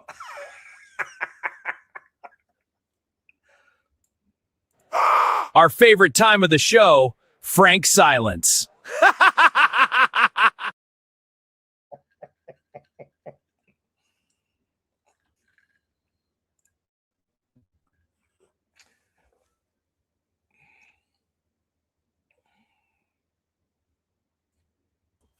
Frank lets his analysis do the talking for himself. I don't even remember what I wrote. What did I even write? Let's see. Career best last time, running on late for 3rd, open 25. She won a turf sprint back, da-da-da. She was for sale, da-da-da. Not like she's out of her depth. 31 is a great price. Bombs away. Yep. How you like me now? And I had wrote, what did I say here? I said, cuts back after just missing last out. Top closer in a race drops today, and this tandem is 2 of 5 on long shots. And we talked about it. This race, long shot race, Frank. You know? And look at that, 19-1. Nice win bet, Frank. I thought I was home free with my Andy Matthews there on the 2. Your 4 just closed like a beast. I couldn't believe it. I mean, that was so as that was happening, I couldn't help but think of, I forget who said it and I apologize, but live look at me rooting for that horse. So let's go back and let's see. Larry, out of let me know who. Wait here. Dave Weaver and Sarge picked the 2. Terrible pick. What Hoover have? Come on, guys, let me know. Not sure why you're watching other shows. This is the only game in town. If it's not Kieran, it's me. If it's not me, it's Kieran. If it's not either of us, it's someone in the DTL crew. Yep. I'm just joking, people. You know, we joke, but got to brag a little bit about ourselves. So, but again, Kieran, what I was going to say is thank you, because since the jump of the show, I've had it in my head: win. Yeah. Got to make the win bets. Got to, you know what I mean? Like, so a week ago, I probably would have overlooked that again because we're so busy putting our tickets together, and it would have cost me money, 19-1 at the end. So, all right, looking good, guys. Good stuff. Long way to go though in the pick 3s and whatnot. So, did you have it on your all turf? I didn't put that one in my all turf. I made the all turf type, but if I didn't, I'm an idiot because I had the horses in A. So I'm pretty sure I did. Let me look. And then my pick 3 now, I'm tight in this next leg. I'm all about the 12. I need the 12 to take me home. Let's see. All turf right here. No, that's you. That's me. Yep, Yeah. you got it. And you're alive to your 9. Yeah, but I'm only alive to the 9. Yeah. But $48, that's going to pay no matter what happens. Big. Well, it was 36 until I added one of your donkeys in the first leg. I'm kidding. How many times on the show, Kieran, have one of us pivoted with a horse neither like I didn't like or you didn't like, and we ended up, that was the only ticket we cash all day. Yeah, so that's what it's all about. Looking at the information we have. I was trying to look and see. Yeah, on my all turf. No, I didn't have it. I just went tight on the all turf. But I mean, I'm the backup ticket, kind of handcuffing the bets. My long shot ticket is alive. Using the long shot criteria. So I have I'm alive on the pick 3. I just need this 12 to come through, and then I got the chalk in the last race. I love it. I'm not surprised Kurt used the 4 because he's as smart as I am. He's as good as I am. I'm not kidding. No, Kurt, awesome. Kurt Hoover is. I have so much. I look up to the guy. I would not know this much about California racing when I first came here. That's all I watched. His Hollywood Park Paddock show. Learned so much from him. But all right, so Hoover and I are alive. So that's good. How about this? Vicapo, 8, 9, 10 and all turf, LFG. So I'm assuming Vic is alive. So that's great. He's got more coverage than I do. And he has your 10, Kieran. So good for him. All right, let's look at Will Pays. Let's start getting serious. I gotta check myself before I wreck myself here. All right, let's go. I'm still don't have Will Pays up on mine, so let me see. Oh, they're probably going to take the 4 down. That's been the story of my meet. Oh, there's an inquiry. Fiery? Is it really? I'm joking. No, I wouldn't be surprised, dude. I'm still having nightmares about that IUSO DQ last Sunday. All right. So let me put up your double, Kieran, because now we're getting. Yeah. Oh, so the 7. The 7 took all the early money, Frank. Even money, $2,900 came in on the 7. Manhattan Beauty.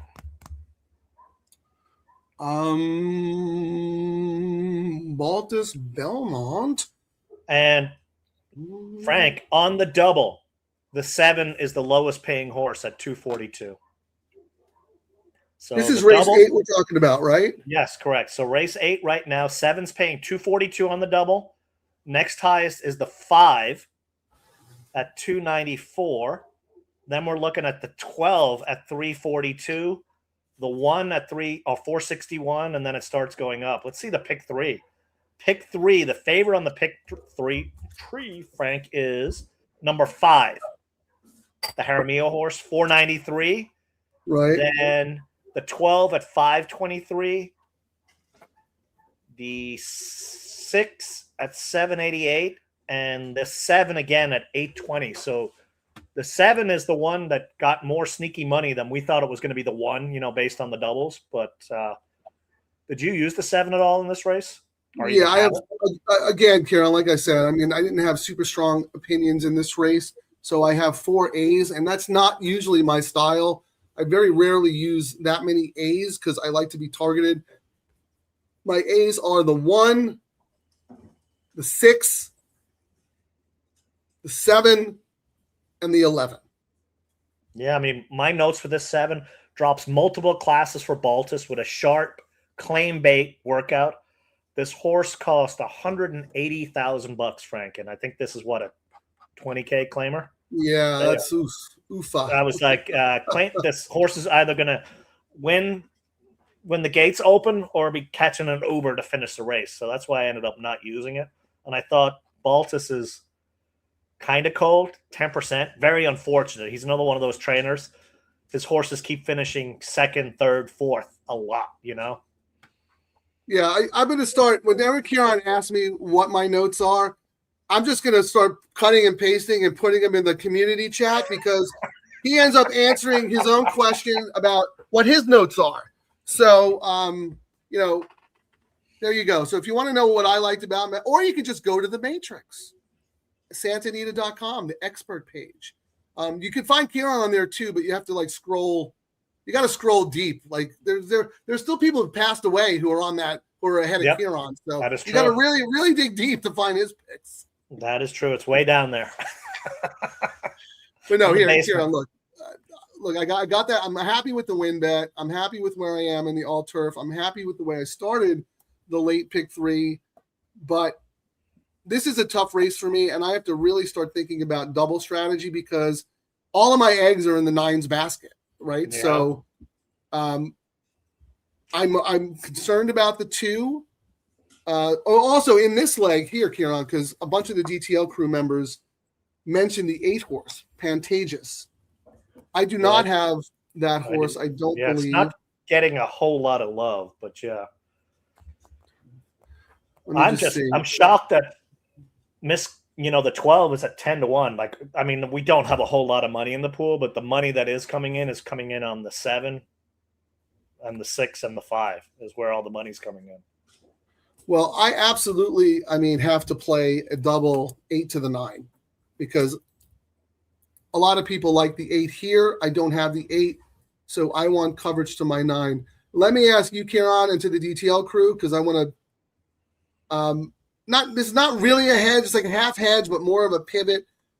Who do I not have in this race that I'm exposed to, that you guys think has a big chance that I'm not covered to? Who are you? What was your order of preference here, Kieran? In this race, yeah. I went 12, 5, 6, 1, 2, 11.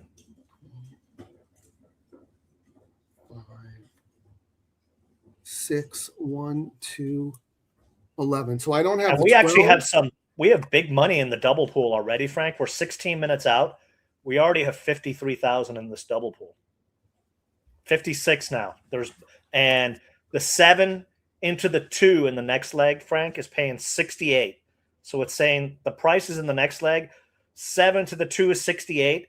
7 to the 5 and the 6 are both paying 74. The only other low one is the 12 to the 2 paying $75. Everything else is way up there. So can you do me a favor? Yep.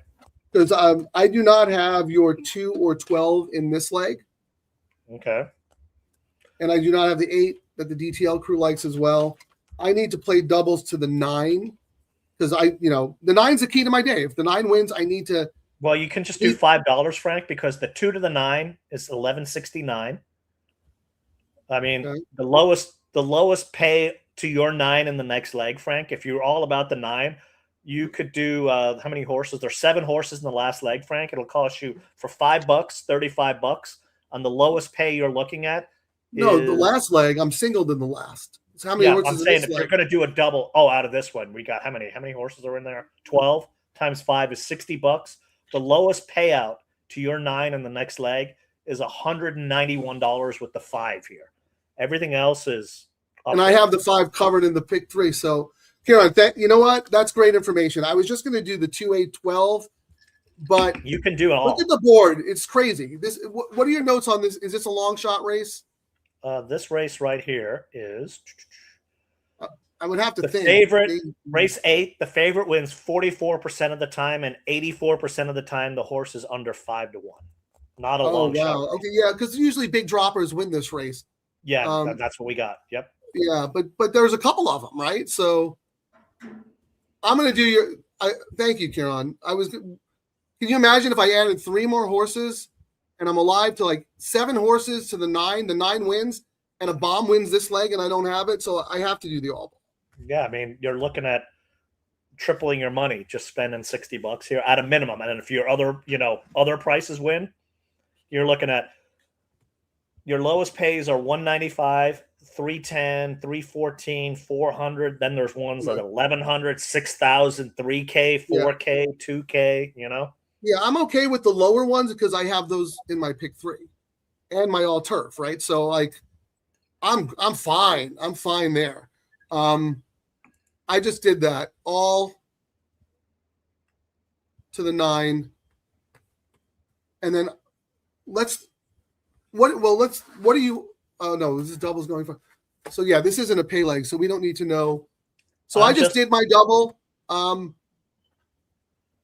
My single is cold on the board, that I need on my pick 3. The 12 is my single in this race, and then the last race I'm 2 in my long shot of 10. I wish, this, if I had a real strong opinion in this race, then I could single in my double and use the obvious ones, like I have the 2 take another card, but I had the horse as a B. But, the Meissen Queen was an A, and that horse scratched. I have the 7 as a B.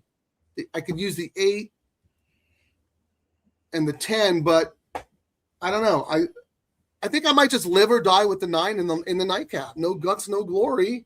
Yeah. And yeah, because my $5 double, I've got 12 to the 6, 8, and 9. So 12 to the 6, 8, and 9, I'm looking at nice pays. The 5 to the 6, 8, and 9, I'm looking at nice pays. And the 6 to the 6, 8, and 9 are still decent. So I had notes on my double that said it was a live show or live show decision, for that $45 double. I'm going to go ahead and do it because for $45, I'm looking at nice pays. And then I need to see if my chalk pays are worth it. The 12. Yeah, I was going to say, do you need to top up or anything? The 12 to the 10 is paying 201. Don't need to change that. The 12 to the 2 is 74 times 2, 150. Not too bad. I don't want to spend much more. And then my long shot ones, Frank, I've got 1 to the 2 is 94 for $5. 2 to the 2. I think I'm just going to stand pat. The only thing I'm probably going to change here, Frank, is I might have to throw a double in with this 7 that's getting so much money, Well, yeah. What you want to talk about a community using the real-time info? Let's see what we can do. So if we did, I like the 10 in the last leg, Frank. So if we did the 7 into the 10 for $5 is 153, and the 7 to your 9 is 304. And we could, the community ticket, if we did it for $5, $10 total, and we're looking at $153 to $304. All right. I have the 7 as an A, so I'm not opposed to that.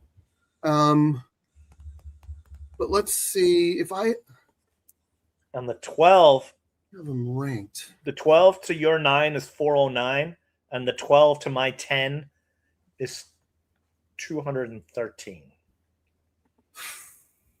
So for $20, Frank, if you weren't opposed, we could do 7-12 here into 9-10 in the next leg. It would cost us $20 for a $5 double. And our lowest pay for that $5 would be $160. Which horses again? 7-12 into 9-10. Do we want to look at anything with the 2? I mean, or maybe the Luby's Magic Horse? Lubies. All right, so 7 into Luby. It's the 8, correct? Yeah. Is $342. Mhm. 12 into the 8 is $335. Yeah, I mean the complexion of the race changes so much with those scratches. Let me look real quick here on at the optics plot. Just look at the revised pace scenario. 8. Yeah, I mean just a bunch of them. Like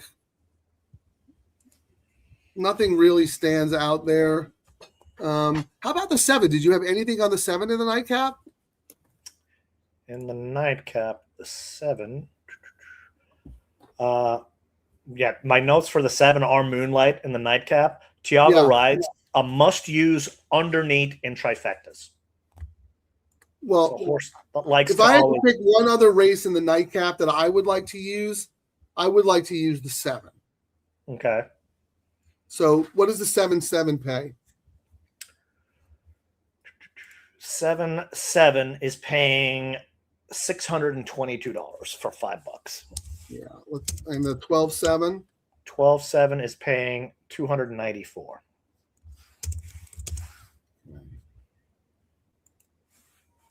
This race is a head scratcher. 5, 2, 1. I mean, I think I'm okay using just those 2 horses that you mentioned in this leg.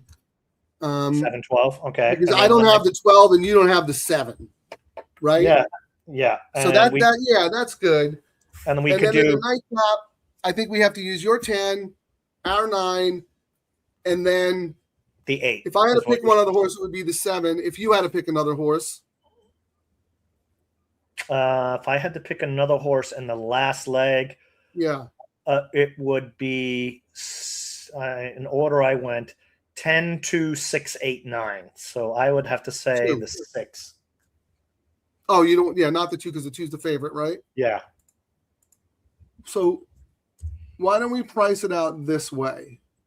It would cost us if we just did $5. I mean, if we looking right now, Frank, the 7 into the 6 is paying 216. The 12 into the 6 is paying 260. So if we did 7-12 in this leg with 6, 8, 9, 10, that's 2 times 4. 6, 7. I'd rather use my 7.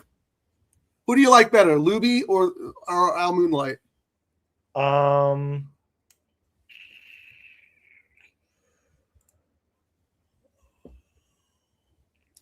looking right now. Let me see if I had to make a choice. Well, who did you rank ahead of? I ranked. I didn't even have the 7 on my radar. I just said it was a horse to use underneath in trifectas. Well, you know what? Let's not be stupid over like 10 extra bucks. Let's use them both. Okay. Right. So that would be 7-12 with 6, 7, 8, 9, 10, which is 5 times 2 is 10 times 5 is $50. For $5, and the pays were all decent enough where we're trying to beat the 2. Yes. Which means the 2 is going to win by 12 lengths. But let's look at the probable. Is the 2 like super overbetting the probables going forward? I mean, not overwhelmingly so, right? No, I mean, well, a little bit, like $65. Well, here the 7 to the 2 is 63, and then you're looking at double 126 with the 7, but I don't know. I mean, 7, 2, and they don't pay to make it worthwhile. Even the 1, and then. Well, this is interesting, though, actually. Now, the 8 that the DTL crew likes here, Kieran. The 8 to the 2 is $375. That's the way to use a long shot here to the chalk in the next. I mean, that's great value, I would think. The 8 to the 2? Yeah, I'll play that. You want me to play that, or you want to? No, you can go ahead and play it. You're flush. Let me play that for us. What? I said you're flush with your win money. I was looking here. So, because Pantages, the DTL crew, a couple of people mentioned that horse. Hansen is hot. Like, talk about spotting trends. Dude is hot. And this way, if we get busted in our double and the 8 wins, we're at least alive to the chalk. Yes. You know what? I'm actually going to do it to the 9 and the 10. Your top pick, my top pick. So that's going to be a $15 double, Kieran, 8 with 2, 9, 10. Okay. Is that all right? You cool with that? Yep. And then the one I'm putting in is a $5 double, 7, 12 with 6, 7, 8, 9, 10. $50. Okay. So this wonder why the Friday handle was down. Yeah, we weren't firing away at, but the pays are so good. I mean, we're responsible for between the two of us, at least $3,000 worth of handle. But I mean, even looking at these chalks for $5, Frank, $60 is a really good pay for a $5 chalk double.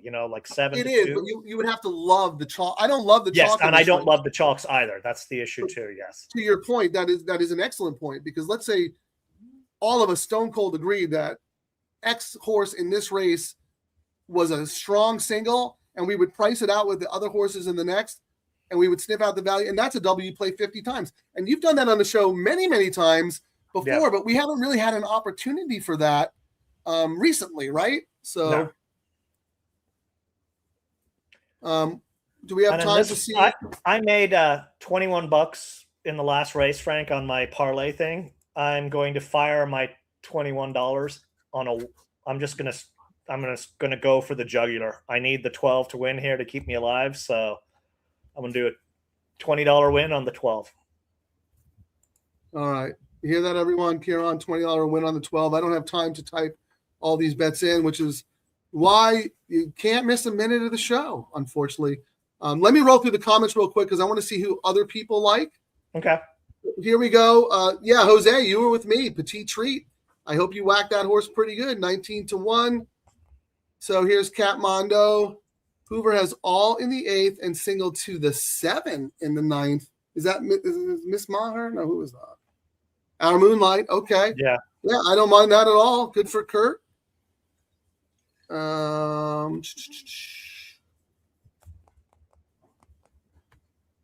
But actually, let me go back to Kurt's real quick, because we talk about wagering strategies, right, Kieran? Mm-hmm. Even though he used all in this leg, his structure wasn't all that different than us, because I think he used 2 horses in the first leg spread here. He's also singling in the last, right? So he singled the 7. You have a ticket where I think you singled the 10, and I have one where I singled the 9. So smart players took a stand in that race trying to beat the chalk. So I'm actually glad that you sent that, Catmondo, because like I said, Kurt's one of the best, and he's been one of the best for a very, very long time. Here we go. Yes, Vic, long live the Matrix. Thank you. Race is wide open. Take a shot with the first timer. Number 2.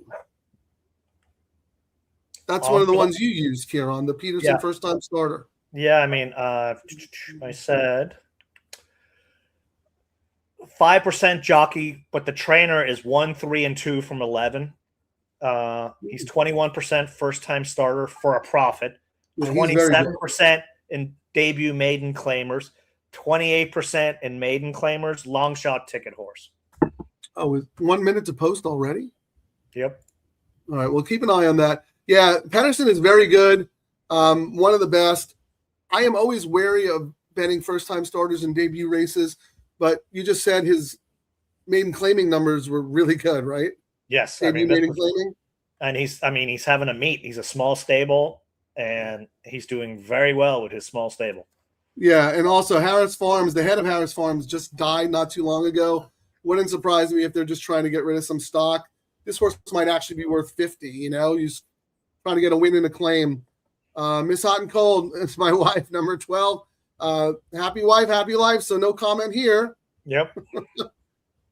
We'll talk about the Derby a little bit after. We really appreciate you guys mentioning that. Okay, 5 and 6 for Jay. The Jaramillo horse. The 5 here, Hara for Urton. He's ridden both. Hara stayed here. He's ridden both starts. Drops to this claimer. Urton's 23%. It was just, the jockey musical chairs and where they land, and he landed here, Yeah, I have that horse as one of my A's, major contender, and taking the money. And he had 7, 8, 9, 10 in the last, so good luck there.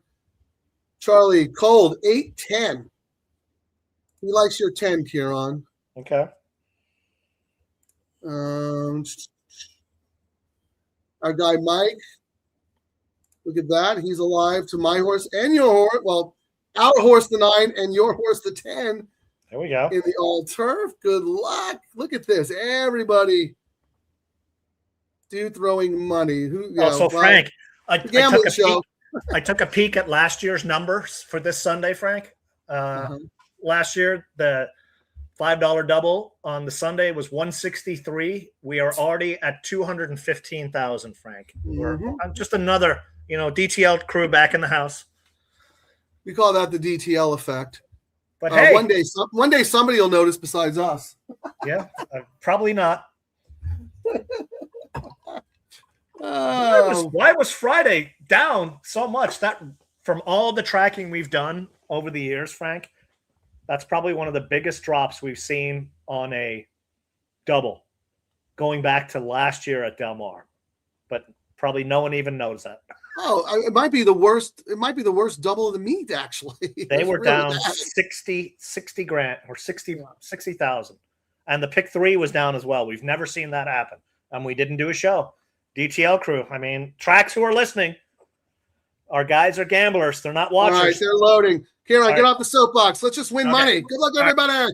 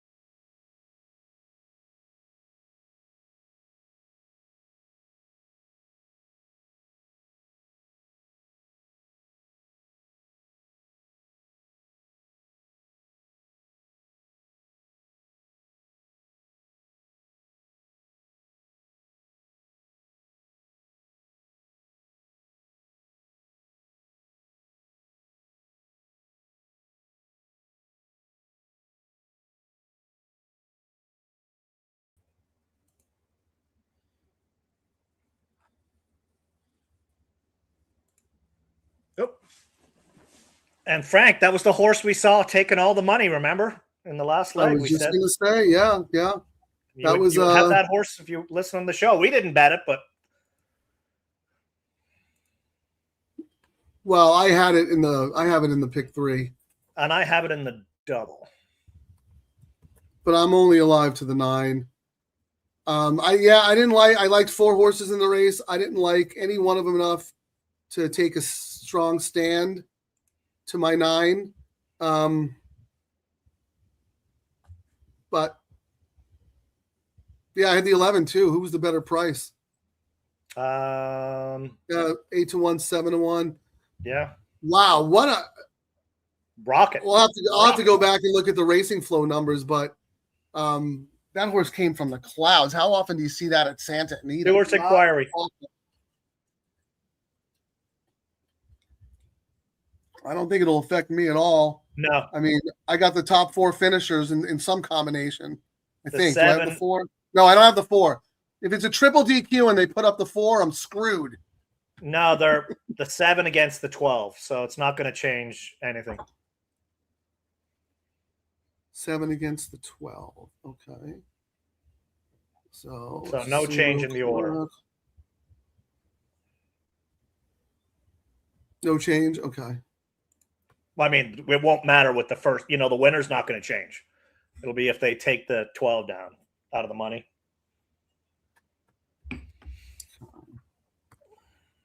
I'm just going to put up. Oh my, Frank. Do you know what the double pool ended up at?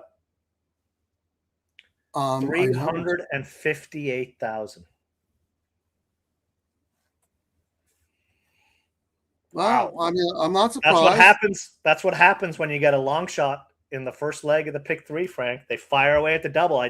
We've been saying that since day one. Make the race tough, and you can blow all your pools up and make them bigger. All right, read your notes for for Alex. Barrios rides for Hess and switched to turf in a sprint. The rail is winning 26%. In for the 20K tag, Hess is 20% and 55% in the money for a profit. So it was a winning move for him, this right here. And Barrios heating up. Is he riding your horse? If Gold Phoenix goes to Kentucky, he will be riding because he's going to be out there riding. I don't know who will ride him if they stay home at Santa Anita. Oh, would you pick? Who would you pick? Garmino. Yeah. Yes. I mean, why not? How perfect would that be, dude? Yeah. Oh my God, how perfect would that be? Everything would tie in together to the show. Yeah, I'm trying to see what the weather looks like. I think looks like clear weather. I mean, always the thing is always. Last year we went out, and I mean, I got to give Churchill kudos. The amount of rain that fell last year, Frank, and the races, like the drainage system they put both on the turf and the dirt are just phenomenal with the amount of rain that came through that they can still race. But yeah, Gold could have run second. Let's not forget, it wasn't too long ago when everybody raced on sloppy track. Racing was never canceled, ever. Yeah, yeah. But I'm sorry. Go ahead. What were you going to say? But I mean, the instructions were to Rispoli, don't be last and don't go up the rail late because they kind of slant the turf course at Churchill and the water, slopes into the inside rail. And the jockeys had said before the race, because we were standing with Phil and they were like, don't be on the inside. So where do you think he went? He was running in quicksand up the stretch, Yeah. Yeah. I mean, it's so funny. Like, there are some people who will hear like someone like me or you or somebody else who's super sharp talk about track biases or, inside favoring, outside favoring. Ask any track superintendent in the world. They'll tell you there's no such thing as a track bias. I mean, right there's a perfect, reasonable explanation of a track bias. The inside was dead because of the way the track drains. Yeah, when it rains, yeah. Yeah, and I was looking. I was just looking. The weather looks like they're actually going to have a nice, a rain-free Kentucky Derby is what it looks like right now. So I would say it's 1.4 million because we're not a Kentucky bred. Barrios is already out there. Wow. The monsters that were supposed to have drawn in did not. We did get post 7 of 10, but I mean it's a pretty long race. If I was to bet, I would say they're probably going to ship. We shall see, though. And there are two Chad Browns in there. But you're right. It's not as tough as it's been in years past. LD has horses with LRF as well as a Delphi. So he wants to comment. Doesn't like Phil shipping 4 to 5 days west to east. Balnikoff already at Churchill. Why? Yeah. Why waiting? And yeah, Kieran just said, because the weather. You don't want to run. You don't want to waste the race with Gold Phoenix if it's going to rain, and they already know he doesn't like that kind of ground, right? Yep. So you spend all that money out there, you ship the horse, whatever. He doesn't run well. Like, it just, even though the money is so good, there's a plan for this horse. Like, it's not about the money at this point. They're also waiting on the draw today, for that stakes race at Santa Anita, and it might be, well, why bother shipping out there when we're not racing against anyone in the Whittingham State? So the 1.25 miles. So I think they said the nominations are tomorrow. So we'll find out tomorrow. They might go, whoa, there's only 4 horses. We're staying home. Lots of stuff go into where they ship horses around. People don't realize. And then you got to worry, well, if you ship out there, it's not going to be another race till Del Mar, essentially. We're going to be going for the Eddie Reed. And, do you want to do that, or do you want to just keep? He worked out 58.5 this morning, Frank. He's never trained as good as he is right now. So it's, what do you want to target? I would argue that his last race at, how old is he? 8? 8. His last race is 8 years old. Is probably one of the top 3 best performances he's had in his whole career. I mean, that race was incredible. So we got our numbers, Frank. So the double, you want to hear what the will pays are? Hold on, because I like to write them down. So I am alive to all, but just to the 9. Your 9 on the double is paying $502 for $5. 502. Okay, 502, and then what? What about the pick 3? 3,000. That's the regular pick 3. Yep. All right, and then we got it all turf. Let me see if they've got that up there. Let me scroll down. All turf to the 9 is paying $1,200. The chalk is the 2 paying $901. Not a whole lot of separation. The 10, not a lot. That's right, really. And the 10 is paying $1,491. And on the pick 3, the 10 is paying $32.41. The 2 is paying $19.60. On the double, the 2 is dominant at $148, but the 10 is second choice at $238. The 7, $296. All right. Well, why don't we look at what you're alive to? Because you have the horse in the double, right? I have, yes, I'm alive. You have more coverage than I do, probably, in the double. Yeah, on the double, I'm just not a whole lot. I'm alive to the 2 and the 10 on the double. Okay, not the 9, just the 2 and the 10. No. Yeah, just so the they 2 got to and the be 10. pretty good. What's for $5? Yeah, the 2's paying $148. The 10's paying $238. I would have thought it'd be a little bit more, but the 2 is really. That's a little light, isn't it? The 10 is getting, other than the 2, the 10 got all the early money, Frank. So the 10, like as I thought, when I did my write up, like what did I write here? Top last race speed, 1 on dirt, last out, 2 of 3 at the distance. The price seems crazy high, should be 4 to 1. And look at the betting right now. The 10 is 3 to 1. And it's kind of, so I'm not surprised at how low the double is, if that makes sense, Frank, based on my thoughts of what the morning line should be. Yeah, based on a horse at 3 to 1, the double is probably decent. Yeah. Yes, correct. Right. I didn't realize I hadn't looked at the tote yet. So that is, yeah. Okay. And then that's one of those things, like I see all these donkeys on X, like, oh my God, this paid that. And it's like, dude, do math. You can look and see what the probables are. You'll know exactly what the odds are. The adjustment is based on what's in there, I'm going to give a little pushback, though. I agree with you 100%. And if you're doing what we're doing, and if you're at home and you're serious about making money, we can do that, right? True. When we're hanging out at Del Mar in the paddock, we can't do that. I mean, we can, but then we got to like go find a spot, look it up on the thing. You know what I mean? Like, we shouldn't have to do that. You can't be lazy. I like that you're telling people that they need to do that because that will give them good information. But we shouldn't have to do that, especially if you cannot be lazy. Like you just can't be lazy anymore. You actually have to put the work in, which kind of a lot of guys are like, they put the work in, but they also want to have a beer and talk with their friends and not worry that, So, I mean, I get that side of it too. Yeah. And I'm only saying that because, there have been plenty of times where I've gone to the track and it's actually ended up costing me a lot of money because I'm socializing, I'm drinking, I'm having fun, whatever. That's a trade-off, right? I'm okay. I can live with that. But now if you're not in front of your computer doing all the hard work and doing, forensic accounting, you're gonna get buried. So yes, you're 100% right. But at the same time, I feel like players shouldn't have to even be doing that. You know what I mean? True. But anyway. All right, there you go. All right, Frank. We So have a lot of opinions on this show. Are you gonna?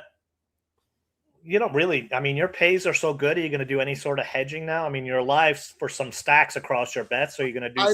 I made good money on my win bet on the 4. I had the choice to play some doubles in the previous leg to the horses. I kind of like in here as kind of a hedge, but if I had just loved Alex and another horse, I would have done that. But I had 4 A's, and I'm trying to be disciplined because when I have 4 A's in a race, it means that I don't have a super strong opinion. Yeah. I mean, I'm bummed that I'm not alive to anything else, but at the same time, part of the reason we play these bets is because we want to put ourselves in a position just like this. Yep. This opportunity did not exist 3 years ago. Nope. It did not exist. You could be alive to a 1,000 to 1 in the late pick 4, and you look at the payouts, and it's like $333, right? With the 50-cent denomination and all that stuff. The higher minimums and the low takeout, just add. I mean, I'm just the double pool, Frank. Wow, just huge money. Up. The last number I had was 358.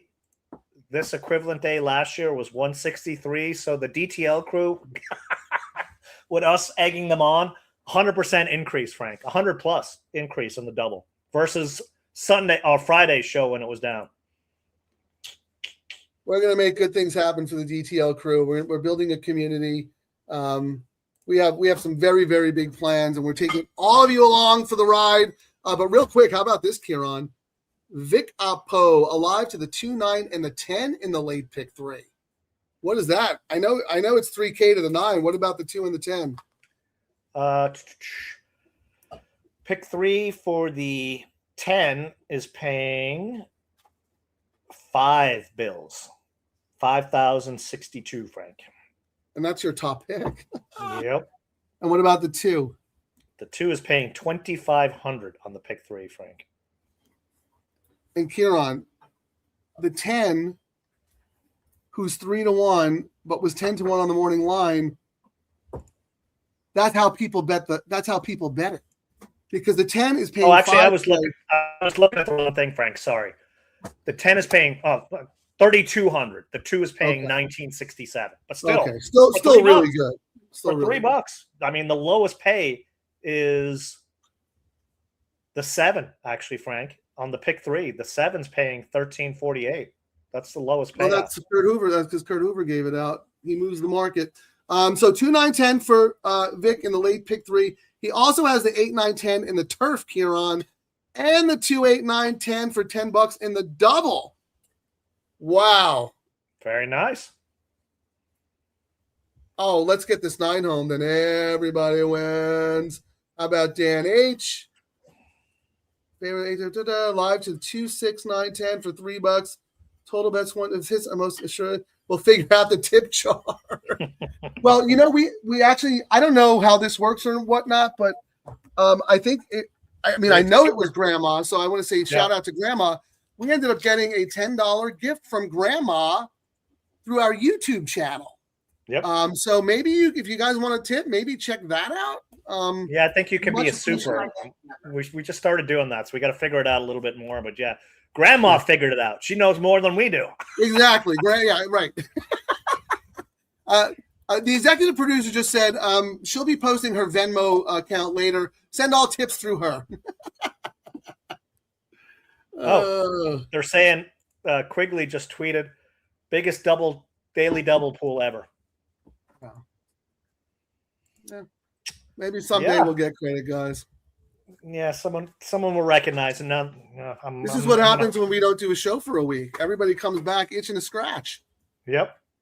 How about this? Is this the best compliment? Oh, this whole show, and I'm not just talking me and Kieran. The whole show, the DTL crew, this Double Trouble live show. Cat ate my form. I only bet with you guys. Thank you so much, because that's what this show is all about. And you guys doesn't mean just Frank and Kieran. This means everybody. So we really appreciate you guys. I was gonna retweet Quigley's thing and say no live show on Friday. Handle down. Live show today. Handle up 100%. Well, let's wait and we'll do it strategically there. That is unbelievable. Yeah, unbelievable. And we tried telling some of these other tracks like you got to have the higher price double for people to come back at. That is the most important thing, Kieran, and that is something you figured out right away because we started doing Keeneland. We're like, this is great. We'll do shows built around Keeneland. No, we left that pretty quickly with $1. The CAWs have that figured out real quick because they don't have to fix their books in the late double at $5 a pop. Nope. When it's $1 a pop, Cover you can play. You can set the pick three market at $3 because it's not that expensive when you come back with only a $1 double. So that is brilliant, Kieran, and you're 100% right. And Oaklawn does it right, but they don't do it right at the same time. No, so, I don't know. They just live off the casino money. They could do so much more, but they don't. And they're also working with an ADW that doesn't allow them on certain platforms. So they get what you get what you deserve. Look at this, pick six carryovers. Wow. Pick six carryovers. No one is alive. Oh man, I wish I had more of an opinion on Alex in that previous race, even though I had as an A. It's not my typical A. It was like my A with three other A's. It would be nice to have a nice double going to the horses who I think can beat me. And, that's pretty much everyone. I mean, actually, is there anyone who can't win this race? It's not so simple. I think the reason Kieran and I planted a flag is because it is difficult. And if it's not one of our horses, you can use 5 or 6 others, right? And like we said, this race, 2 of 20, the favorites only won 2 out of 20 times. And 12 of 20 times, the horse was over 5-1. So this is a race that typically the 2's either going to win by a mile and we're going to have 3 out of 21, or it's going to be a price horse. But the scratches kind of messed up a lot of stuff in this. We had, me. I don't usually. I'm sorry. Say it again. Oh, we had a couple of our long shots scratch out of here, like the Mizzen Queen. My single, Resolve got scratched out. Nothing wrong with the 2, but I used it, but I thought, is what I would say about this 8-5. The 2 is a carbon copy of Resolve. Never wins. Always whatever. The 2 can win. Here's what I'm thinking though, Kieran, because I never do this. Your 9 is getting a ton of money. Just came in. Oh my God! I just went down to 7-2. Huge win money, and this is the 9 is getting win money. Frank, 20,000 to win, 2,700 to place, 1,100 to show. This is win money. You think that might be CAW money trying to fix their screw ups? Probably, yes. That's. I knew the horse wouldn't be 15-1 after the scratches. I knew the horse was going to come down. Let's say 10-1 in the morning. I expect that horse should be 5-1. 7-2 is a little exuberant. Tied with the 10. That's crazy. Both horses are. there's a $1,000 more on the place money on the 10. I think the 10 slightly. It's going to be 2-10-9 on the betting, Frank. In the, you mean the win pool? Yes. All right, let me see what Optics has. Karen, did someone just make like a $10,000 bet on the 9? Because the 9 was like 10-1 last I looked. Yeah, I think it just was a big jump out of the blue. So someone bet money on the nose. All right, so in the double, the imputed odds in the double on Optics has the 2 is the favorite at 2.26. Kieran, you're 10. 3.06. That is pretty strong. Yes. And then third choice is my horse, 6.8. No, third choice is the 7, 6.84. And then I'm 12.62. So in the double and the imputed odds, my horse is not really live compared to the money the horse is taking on the tote. And I mean, I thought the 10 would be 4-1. He's 7-2. So my odds are correct, that I thought it would play out. I'm looking to see what I'm not going to give them. They don't respond to my email, so I won't say where I'm getting this info. Got to pay to play. Exactly. Well, now you do, based on the numbers. Like, forget it. I'm done trying to convince people. This is going to be our.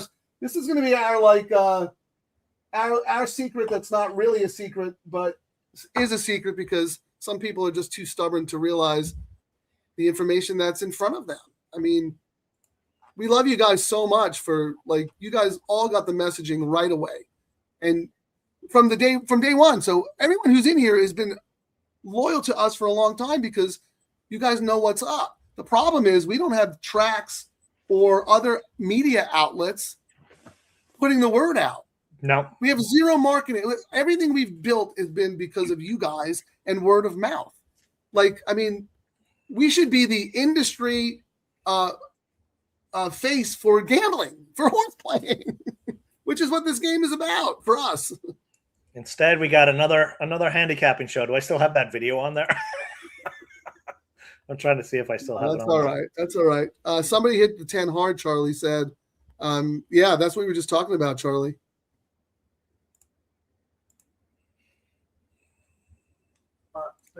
And it's not really changed since then. It's just a battle between the 10's getting slightly more money, Frank, but the fact that you got so much money come in on your, Jaramillo. Look at this. Larry, I did know. That's why I singled the horse. That is a McCarthy Reapley horse. And we've said, and we joke around because, Mike's a New Yorker. He's outspoken. He's going to say what's on his mind. A lot of times I disagree with him. Sometimes I agree with him. I respect the man. He's got a lot of skin in the game. He loves the game passionately. We said from the jump, I forget which horse it was. He had that nice filly sprinter last year. Thank you, Mike Reapley, for sending your horses to California. It's not a lot of horses, but it's a couple, and that means you support California racing, so we support you. Yep. Same thing with the Delphi. They sent gratefully out here. Not a lot of horses, but you know what? That's a sign of respect, and we appreciate that, and we will give that right back. So, yes, I did know it was a Reapley horse, and that's not the reason I picked the horse. That last race was just total toss out. This horse is running in grade 1s and grade 2s in South America, And look who's on, Jaramillo. Although this is the one trainer he's not been winning a whole lot for, but just a matter of time. Is that right? Yeah, he's 13% for a profit though. So they win. I have 24% over the last year. I'm 21 just starts, 24%, 4.70 ROI. Last 60 days, 15 races. They've won 2 for a Can you go back farther? Can you go back the last year? It just shows me the last 60 usually is what I look at. The current hot trend. 60. Okay. Yeah. But yeah. With this a little chilly, but they are 24% over the past year. But yes. I would like to have seen that recent number a little higher. And I mean, my only negative on this one was I'm just not a fan of South American horses. That's just my quirk. If this was an Irish horse, I'd be all over it. I'm just not a fan of South American horses, period. Pierre's not a fan of South American horses, but he is very much a fan of South American jockeys and South Correct. American racing Yep. fans. More specifically, those who live in Venezuela. Yes. We love the DTL Venezuelan crew. This is what I was going to ask before we went off on a tangent. So I'm glad that James White put this up. He's doing an exacta box 7 and 8. Kieran, and I tell you this sometimes when we talk about it, I probably need to play an exacta with my 9 underneath the logical horses, because if my horse runs second, which has happened too many times to count in the pay leg during the Santa Anita meet, I'm getting nothing. Yep. 0 So- for all my work. I mean, yes, I have the win bets, but So the probables with the 9 underneath, Frank, 136 for the 1, is this 16 for for the, $2 Yeah. or $1? for $1. These are dollar pays? Okay. 136 for the 1, $16 for the 2 over the 9, 45, 6 over 9, 7 over 9, 39, 8 is 62, 10 is 31. Not horrible. I don't know. If this were a tournament, I'd probably do it because, you know, I'd have to fire away to try and hit something. Mm-hmm. I don't know. LD, you're Larry the Hedgehog. The problem is my lowest pay is only 500. So, I mean, I'm not hedging to win that much if that double hits, but I'm also alive to 1,200 and 3,000. So when you add it all up, like, still, what am I going to do? I'm not going to spend. It's not going to be worth it to spend the money into playing an exacta enough times to make it worthwhile, right, Kieran? I mean, I don't know. Yeah, you my never 10 hedge. on the 2-minute cutoff, Frank, the 10 took a crap load of win money. Like on that jump, we jumped up to 51,000. It's challenging the 2 for win money. The 10 is actually going to go favored, I think, Frank, because the money going on the 10 is win money. 51,000 to win, 6,000 to place, whereas the 2 is 61,013 to place. So a lot of the cutoff money flowed in on the 10. Yeah, well, they had all that time to robot run to make their books look pretty because they must have gotten slaughtered. You could do a $10 exacta, Frank, 10 over 9. It would cost you $10 and it pays $270. I'm going to do 7, 10, 9, actually. Actually, you know what? I'm not going to do that. I don't care if the 2 wins. I don't care if your 10 wins. I'm going to bet win money on the 7 because I've liked the 7 before, and she owes me money. I got to get it in, though. They're going to the gate. 6 to 1. If the horse was cheap, less, I wouldn't do it. All right, we're in. We're at the gate. Good luck, everybody. I have win money on the 7, and then my lungs alive to the 9.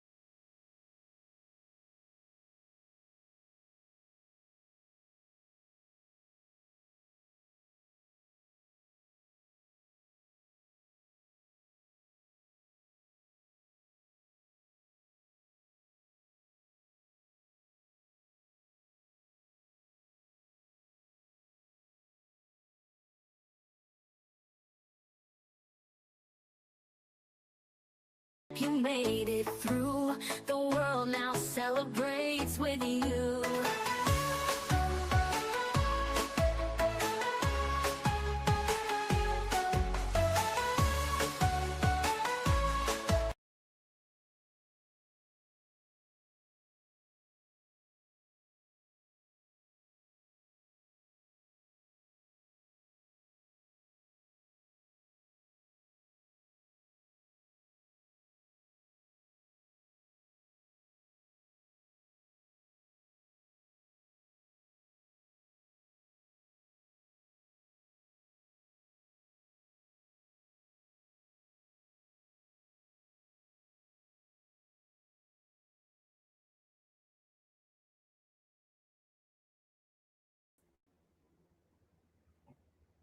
I was about to say, I think Frank had a heart attack. He won a big bet.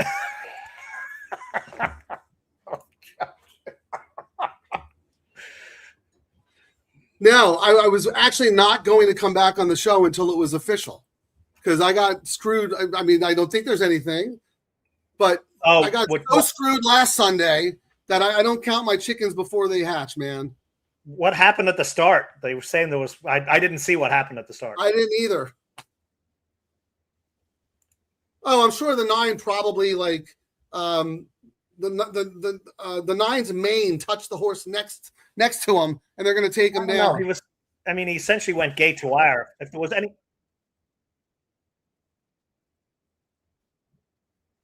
Through the first turn.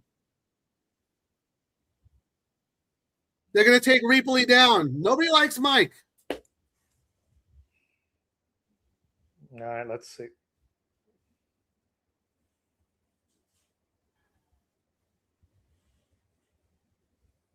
I don't know, Frank. The 6 pulled up, but I don't know what they would do there. I mean, the 9 cut the corner, right? Yep. Oh, this is just like it, dude. I just can't. I can't even enjoy my moment. I got to sweat this nonsense. Oh, because the 10 came in a little. Yeah. I don't think the 9 is any issue, Frank. But Kieran, do they use the overhead view? They probably don't. But we're seeing the overhead right now. No, I know, but I don't. Do the stewards use the overhead? I think they use the pan and the head on. I don't know if they use the overhead. I think they use everything.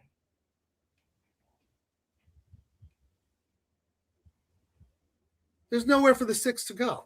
Yeah. And he's trying to go through a hole that's not there. Well, I don't know. I don't think anything's happening there, Frank. Between my luck and how everybody in all the higher ups in racing don't like Mike, the person absolutely might come down. Frank, you won it. I think you're sweating for no reason. So let's see. You're looking at on the double, right? 502, 3,000, and 1,200. I already know. So, 5 Gs. You're looking at 5 Gs, Frank. Yeah, very nice day. I know, Karen. That's why I wrote it down. Let's see what the DTL crew thinks. Dan H., if you're watching, look, 10 is the one. Or Steve-O. The 6 calls his own issues. Steve-O, would it be the first time that California was inhospitable to people who send horses out here? Your family knows. I think if there's someone at fault, Frank, it's JJ on the 6.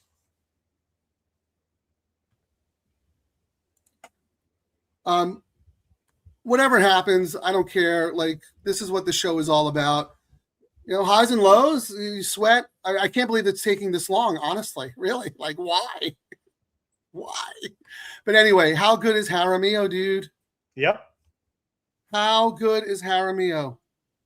Well, they're announcing the 9 like he won, Frank. So I think I couldn't see anything happening. No change is what I'm saying. Kieran, but how many times, like, the improbable happens? All right, Charlie, thanks for that. They use all the views, I guess, including the drones. Thank you. Everyone. Yeah, Terry, I love Terry so much because I'm usually a very positive person, but when it comes to horse racing, it's hard to stay positive all the time because we get the worst of it. They're still looking, Kieran. They're still looking. that's no look. They pull the inquiry. Oh wait, no, they didn't. Where is the 2 going to go? If anyone, it's the 10. The 2 is behind with no room to go. I think the 6 caused his own issues. Agreed. He was about to run up on heels. It was no, but what? Unless they're trying to figure out where to put the 10. But that's easy. You That's put the 10 probably behind the 6. No, you put the 10 behind the 6. The horse isn't fouled. Yep. This is not good, dude. This is insane. Oh, James says the 6 clipped the heels with the 10. Okay, I didn't see it. I don't think it involves the 9. This is saying the photo was taken, so maybe it doesn't involve. Yes. 6, 9 is okay. Frank even announced it, so Rapoli and all that. I think you're just waiting for your payout. That's it. It's not official until it's official. Hold all tickets. Hold all celebrations. Yeah, we have Vicapo is alive to everything to the 9. I mean, talk about a day that guy's going to have. Well, all I know is the community bets are on you for the next month now. I don't have to carry the monkey anymore. No problem, man. I got you. And unlike you, I will not be getting drunk and firing away at Charlestown, Mahoning Valley, Mountaineer. I did not spend any of that money on it. It was just it's official. Morfettville, Turfentine, Morfettville, the fake Ascot in Australia. Yes. All these tracks that Terry and I watch all night when we're just hanging out. We have it on in the background. And if anyone knows anything about Australia racing, please answer this question for me. How many tracks do they have there? I've been watching FanDuel nighttime Australia disqualification. What? They disqualified 6, JJ. Oh my God. Dude, don't do that to me. No, the 6 got the DQ. I know, but the way you said it. Well, I was trying to say it as it was a good thing. The 6 we thought caused all the issues. All right. My bad. And JJ. Anyway, what I was trying to say is that I've been watching this for 3 years. Every night I see a different track in Australia. Like, did they just open up someone's farm and just say we're going to race here tomorrow? I don't understand. I mean, I think it's awesome. Don't get me wrong. It's the same thing in Ireland. You know, they run little boutique meets every couple of weeks. Like 3 days or 4 days, right? And then they go somewhere else. To the next one. But I mean, dude, Australia must have so many horses because there's like 10 or 8 tracks a night, 8 or 10 tracks a night all over. Like, I don't, anyway, it's good. All right, DTL Crew. This is it. This is what we do, man. This is it. I'm thrilled about the money. Absolutely it's thrilled. Official, senor. This is the other, Kieran, this is the other thing that a lot of people don't understand, especially the racetracks. When these, first of all, if you're just focusing on these bets, you're going to cash a lot more tickets, right? Yes. On this show, there's at least someone who has something going good. So you're going to cash more tickets, right? So that keeps you in the game a lot longer. And when you win, you're going to win more than you would in any other bet because of the low takeout, right? So you're going to churn. The more you win, the more you churn. And then the reward for us, we have an opportunity for a big score, just like the old days with the late pick 4. Mm-hmm. $3 double or $3 pick 3, $3,000. $5 double, $502. What? 14? I'm mad that I wasted $10 using your horse in the first leg of the all turf because my ticket was 36, became 48. Yep. But how many times has one of our picks, you know? No, dude, I'm kidding. But no, the point is, like, I had that kind of coverage on a $48 ticket because I had an opinion in the last race. Yep. I mean, that's it. Oh, Kurt Hoover hit it too, right? He probably hit it like 30 times. Oh, no, wait. He had the 7. Oh, sorry. My bad. Kidding.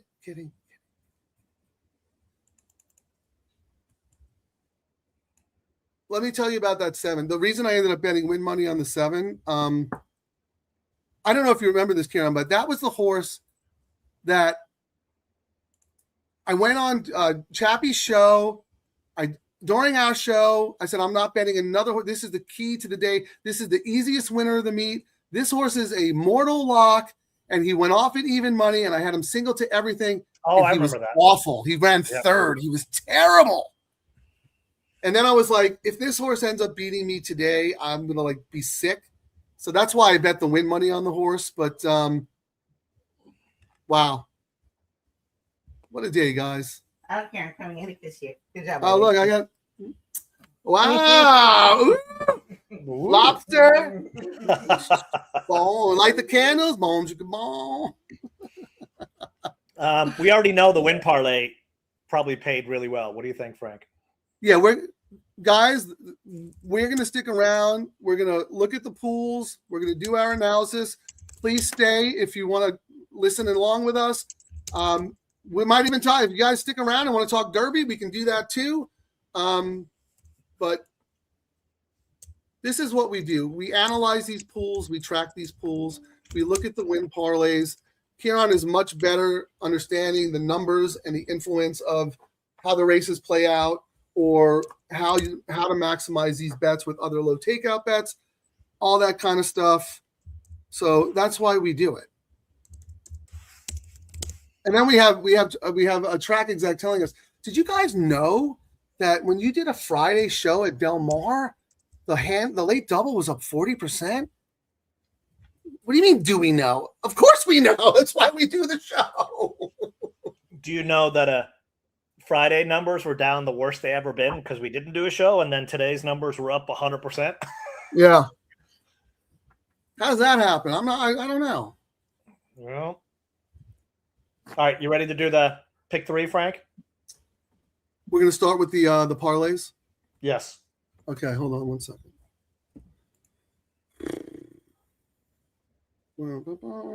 I'm showing that it paid less, which is interesting, Frank. Well, maybe everyone ran with Scatoni's picks today. Yeah. Now I'm starting to affect the win. I'm starting to affect the pool, man. What's annoying is I had all of those winners too, just wrong tickets. You know what I mean? Yeah, of course you did, Kieran. Good job, man.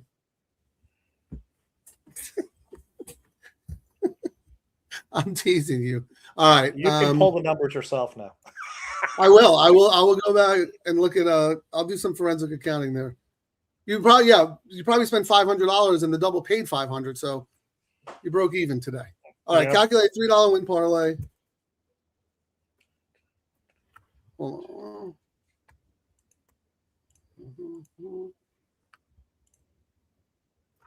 Okay. Yep. 40-80. Yep. 60. 1980. 6. What's 60 times 8? 48? 19 what? I'm sorry. 1980. 1980. What's 60 times 8? 480.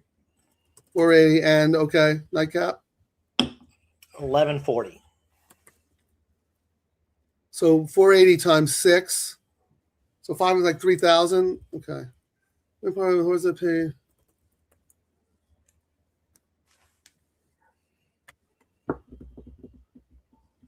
I came up I with got 4350. What'd you get? I got 3453, and it ended up. Yeah, mine might be wrong because I guesstimated. Let me do it again. I guestimated. So it paid $400 less. That's a rare thing. No, but, let me do it again. Let me do it again, Kieran, because mine wasn't right. Calculate a $3 win parlay with horses that paid. I'm sorry. What is it again? 40, 80.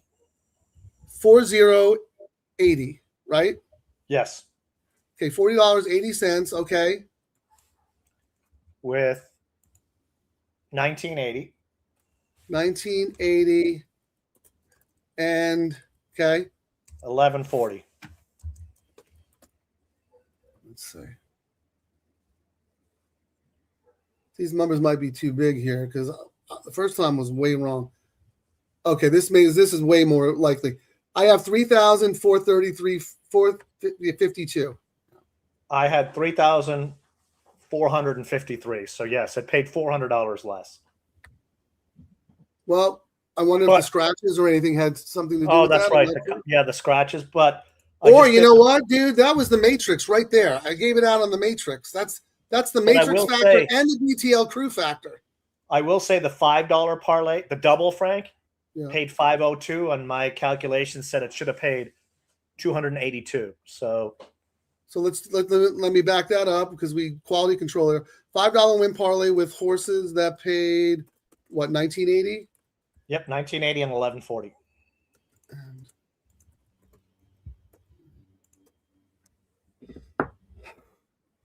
$282.15. Wow. So wow. How that's the value was there? Yep, in the double. Yep. You know what, Karen? That's why we said there was something wacky, because the CAWs their robot malfunctioned because their brain couldn't figure it out because it was wacky stuff going on. But we did say when we were starting the late pick 3, Frank, that the sneaky money was coming into that one on Alex second leg who won. So that's why they had that more, if you know what I mean. So, and we said it on the show. We can go back. You know, we said of all the horses getting sneaky money, the one was the one getting it all.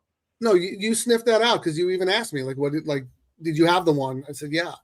So that is very interesting. Okay, so let's do the all turf. You have those? Yep. 440. 440. Yep. With 4080.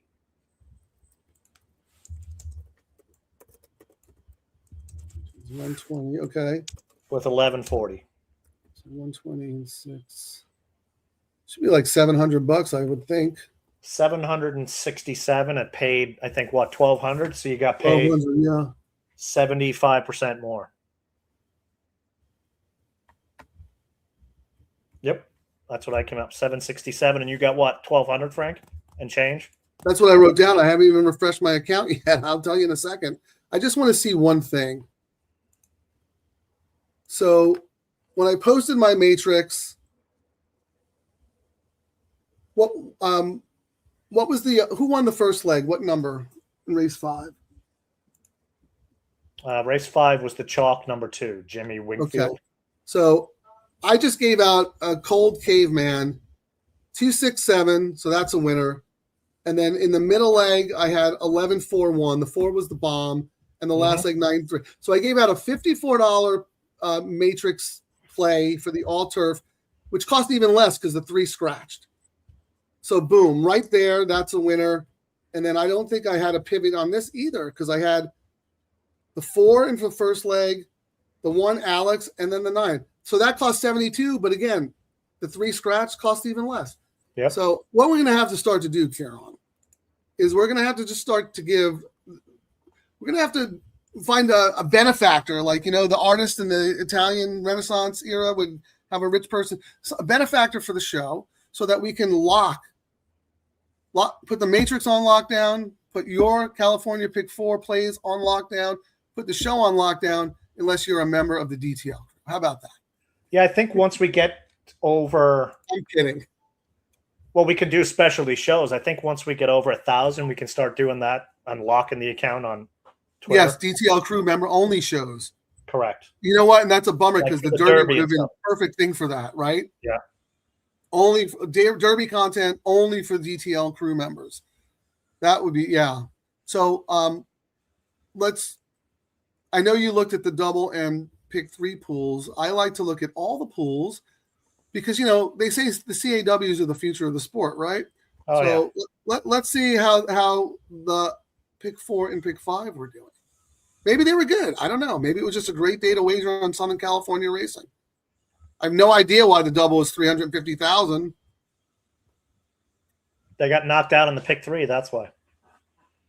Yes. See, this is why I said this is what Kieran's good at. You're right.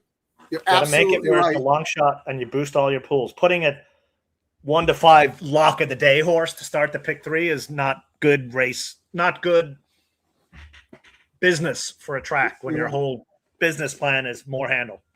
You're right, because let's think about this, Karen, because you're absolutely onto something. If anyone ever consulted us on how to do this stuff, they won't. Start of the pick 5 is also the start of the all turf. Yep. It doesn't really matter how tough that race is, because look, the pick 5 is basically a war of attrition. You just need to be alive and have a couple of long shots, key separator plays on your ticket, and the start of the all turf.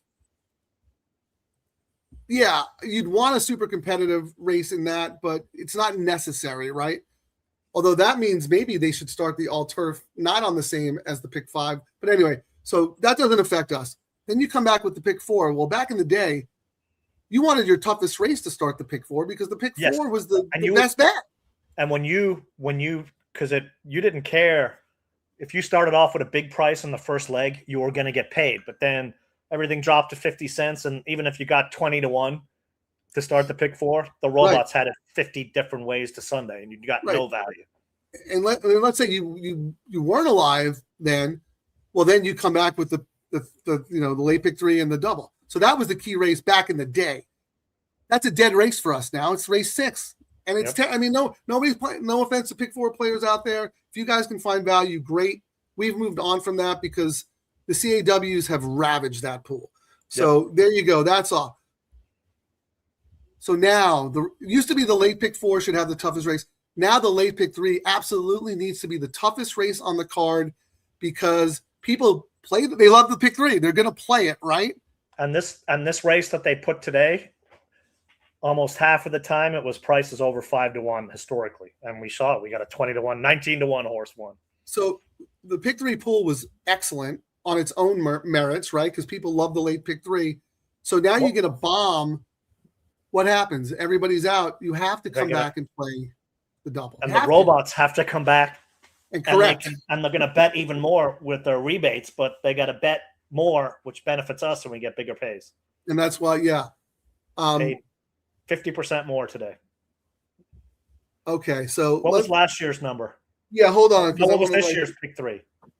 I want to write this down because I'm going to tweet. I always like to tweet this out, and I don't want to have to look it up again after the show. So let's start with the late double, Kieran. This year, you have last year's teed up? Yep. Okay. This year, 358, 3-6. Now, if I was, someone at the racetrack, I would be doing this on my own. Yep. But they don't. They can even listen to our show. We're doing it for them. But it's not even on their radar. It's not even thinking this way. All right. So hold on. I just want to take a screenshot of something real quick. All right. So, and what was last year? I'm sorry. Double. 163. 63. Okay. L pick 3 this year was 263. Okay. 244 last year. See, people they love the pick 3, and that's it. That's why it's such a good bet. 250. What was it? 244 last year. Do you have the chart? I would love to know if a heavy chalk won the first leg of the pick 3, and that's why the double was so bad. Pick 3 last year was 10 races. Race 8. The chalk one. The chalk one. So if Kieran, that proves your point right here, right now. Chalk wins. They come back. The late double is only 163,000 last year. Competitive race, a bomb wins. The late double, 358,000. Yep. These are trade secrets. I would say we shouldn't even discuss this on air, but we know there's no one at a racetrack. They're not watching. They don't watch. They'll come into work on Tuesday and go, they're already home. They left before the last race. Yep. You know what? But hey, let's sponsor another handicapping show. I'm not even saying this to brag about what we're doing, but how are we the only host and audience and our crew member looking at this stuff? This is day one, CEO crap. I mean, come on, this is absurd. On Friday, Frank, when we did not do our normal Friday show, which is probably the first time in eons. The double was 146, and last year, I'll write it down so I can keep track of it. Last it was 146 and 232 for the double, and then you're doing your spreadsheet. That's right. See, guys, we do a spreadsheet actually. Oh, and I didn't put it in the spreadsheet. I didn't, but we track all this stuff, and we have, and we also do the parlays too. But anyway, so I would like to look at the late pick 4, because maybe the late pick 4 was up a lot today too. But let's see. I have 382 for the late pick 4. Correct. This year, and last year. Oh wait, I was looking at Friday. I was just gonna. So this last year, Frank, the double was 169. This year it was 146. They were down 20,000. And the pick 3. Oh, we must have had a terrible show on Friday. Yeah. Oh wait, we didn't do a show on Friday. DTL Crew wasn't around to juice your pools. Let me see. So last year for the pick 4. Wrong day. Sorry. Went to the wrong day. Last year was the 27th. The show's over, guys. If you guys want to leave, you don't have to listen to us do our post. So last year, Frank, the pick 4 was 536,000 on Sunday, the same Sunday, right? Yes, the 27th last year. What was it? 536,000. 382 down. Good job, CAWs. Pick 5. Hold on, pick 5 was 6. That's pretty good for them. 648. It was 833 last year. 833. So let me just understand this. In the multi-race sequences that were paid off in the 9th race, 2 of the pools were up. The late double and the late pick 3, correct? Correct. 2 of the pools were down. The late pick 4 and late pick 5, right? Correct. Okay. What was the all turf this year? Do you have that number? I can tell you in a second.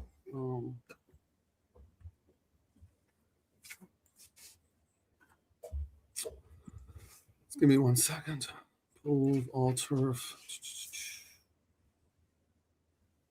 Wow, much higher than I would expect. I wish we could get a handle on, like, some days it's lower and some, I don't know, 130K. Last year it was 121, Frank. So we grew all 3 pools today. 121. But isn't that funny? Like, the all turf was, I would say that was pretty good for last year. So a lot of times we look and it was like 57,000. Yep. So we're going to have to try and figure out, and I think you have the best first step. You need to link it. You need to link the $3 all turf with the start of a $5 late double in the next leg, and keep them all linked together, because we see that the late pick 3 and the late double. We've been saying that, but no one wants to listen. Yeah. Well, you know what? It'll be our little secret. DTL Crew cannot thank you guys. Here, this is funny. This infuriates me, because Oaklawn Park has such a good product. It is such a great gambling product. It was 62,000. Yeah. What, Steve-O? You know what? That's, if you want to, we've tried. Believe me, we've talked until we're blue in the face. Part of the problem, and Kieran can speak to this more intelligently, is that they're a racino, and they don't care about handle at all. Nope. Right? Because do not care. They don't care. And the other thing is, we just found this out ourselves. Apparently, Churchill Downs like hijacks their the ability to bet Oaklawn on certain platforms. So that would tell you another reason why they're down. And again, they don't care. So I don't know.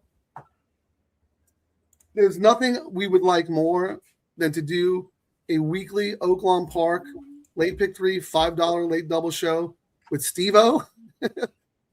But I mean, it's still good value for the players. But if they don't care, why should we care? You know, why should we do a show? You still play it. Absolutely play it. You know what, Charlie? Thank you for bringing this up. Actually, Kieran, there's Racing Thursday. Yeah, I just looked. Yeah, at Santa Anita, because they want all that Thurby eyeballs.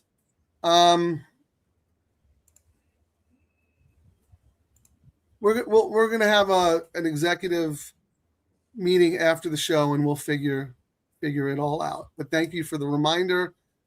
What is because remember, late start time for the Kentucky Derby because Churchill's running their races till like 9 o'clock at night. So Santa Anita on Friday starts at 3:15. The first race, Frank.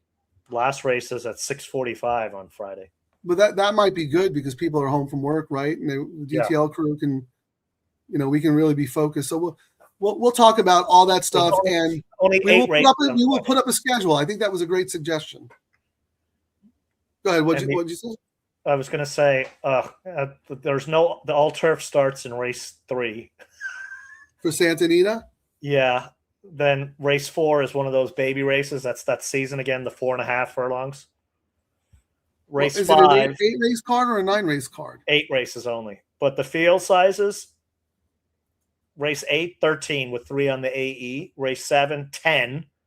Race 6, 12. 2 on the AE. So full fields for the late pick 3. There'll be no all turf for us. Yeah, well, it's not like we're going to do Churchill content anyway, so we can do whatever we want for Santa Anita. It's just whether or not we want to do a show. Not that we don't want to do a show. It's just, it's going to be a long week, right? Because we're going to be live on Saturday regardless. And we might even break our own rules and go off-brand and just fire away at everything. I don't know. Yeah, probably. That's probably what's going to happen. And we also Friday too, right, Kieran? Because it's Oaks. Yes. I mean, yep. This is the one weekend out of the year where Kieran and I won't stand on principle, just because the pool sizes are so good and the racing is so good that there's an opportunity to make money, even with the unfair rules. Yeah, and I mean, I know you guys want an actual gambling show versus another handicapping show for these things. There's 9,000 of them for the Derby. Come gamble with us live and see what happens. This is actually a good point, Chris, and I appreciate it because this is what Kieran was trying to message the whole show. I know you guys focused a lot on the daily double and pick 3. So Chris bombed on the double. But there have been multiple times on the show where one of us has a strong play on a horse and I pounded a win bet to save the day that I might not bet. And that's exactly what Kieran was trying to promote. We have some things cooking that might allow us to do more types of wagers during the show. But regardless, if I didn't bet win money on that 4, right, and the 9 doesn't win the last, I am sour. I am completely sour because I don't walk away with anything, right? So yep. I thank Kieran for mentioning the win strategy. I like it. So before the next show, we'll have a little production meeting and we'll come up with a little plan on how we want to do that, right? So we'll put our brains together and we'll have an idea of which horses we want to bet in the DTL parlay for races 7 through 9. So yeah, thank you. And you know what? That's also that's a compliment, Chris. I appreciate that you trust us enough to hop on one of our horses and bet win money on the horse. So that means a lot. I think that's it, right? If anyone else has any questions, stick around. You know where to follow us. Congrats to everybody who won. I think it was a pretty good show all around. Community bets on me next time. And should I play the Jaramillo song? Seeing as he won you all your money today? Why not? All right.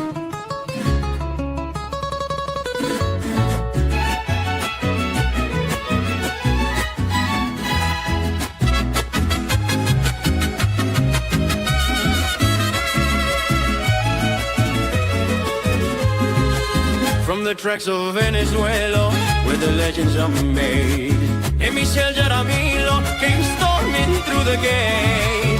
13 times the champion, over 4,000 wins. Now we're lighting up Santa Anita, letting the fast one spin. Silk flash in the sunlight, and steady and bold. This Venezuelan warrior turns thunder into gold.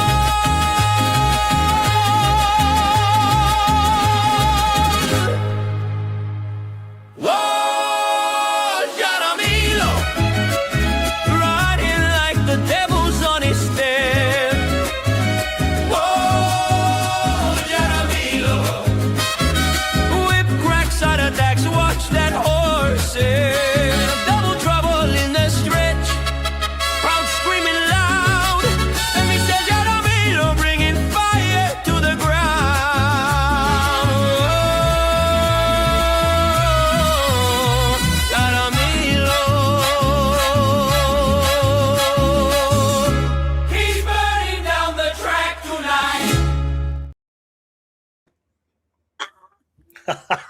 love that so much, dude.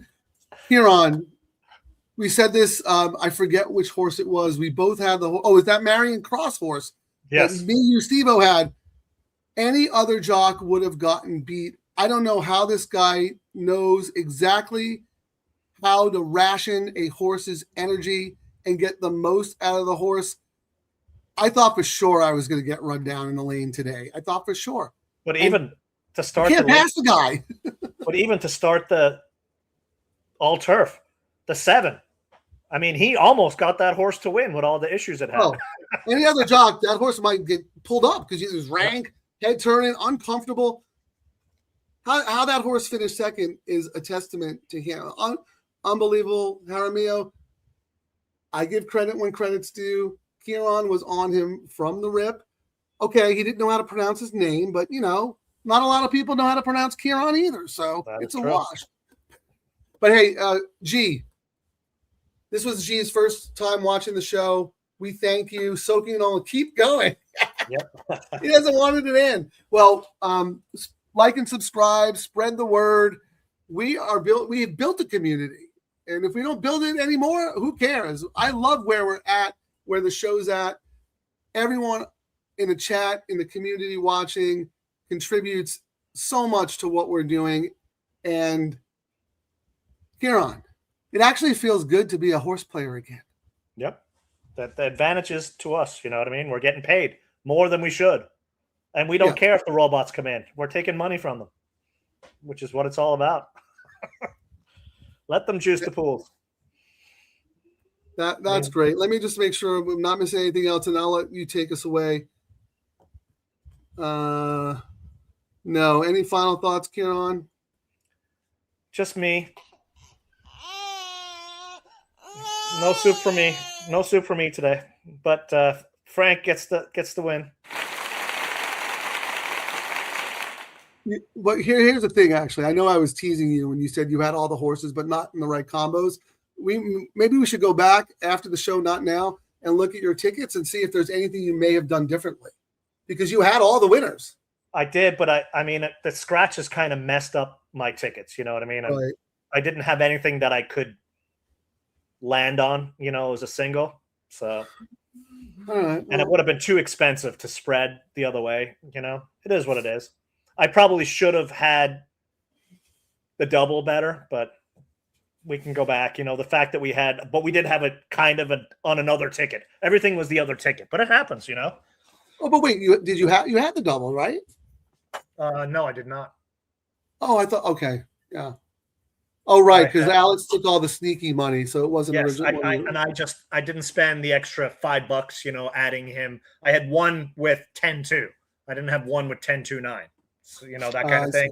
And I had 12-5-6 with 6-8-9. I had it on the wrong tickets. Same with the pick 3, the altar, but it happens, At least the handicapping's there, which is half the battle. Sometimes you just need a little racing look.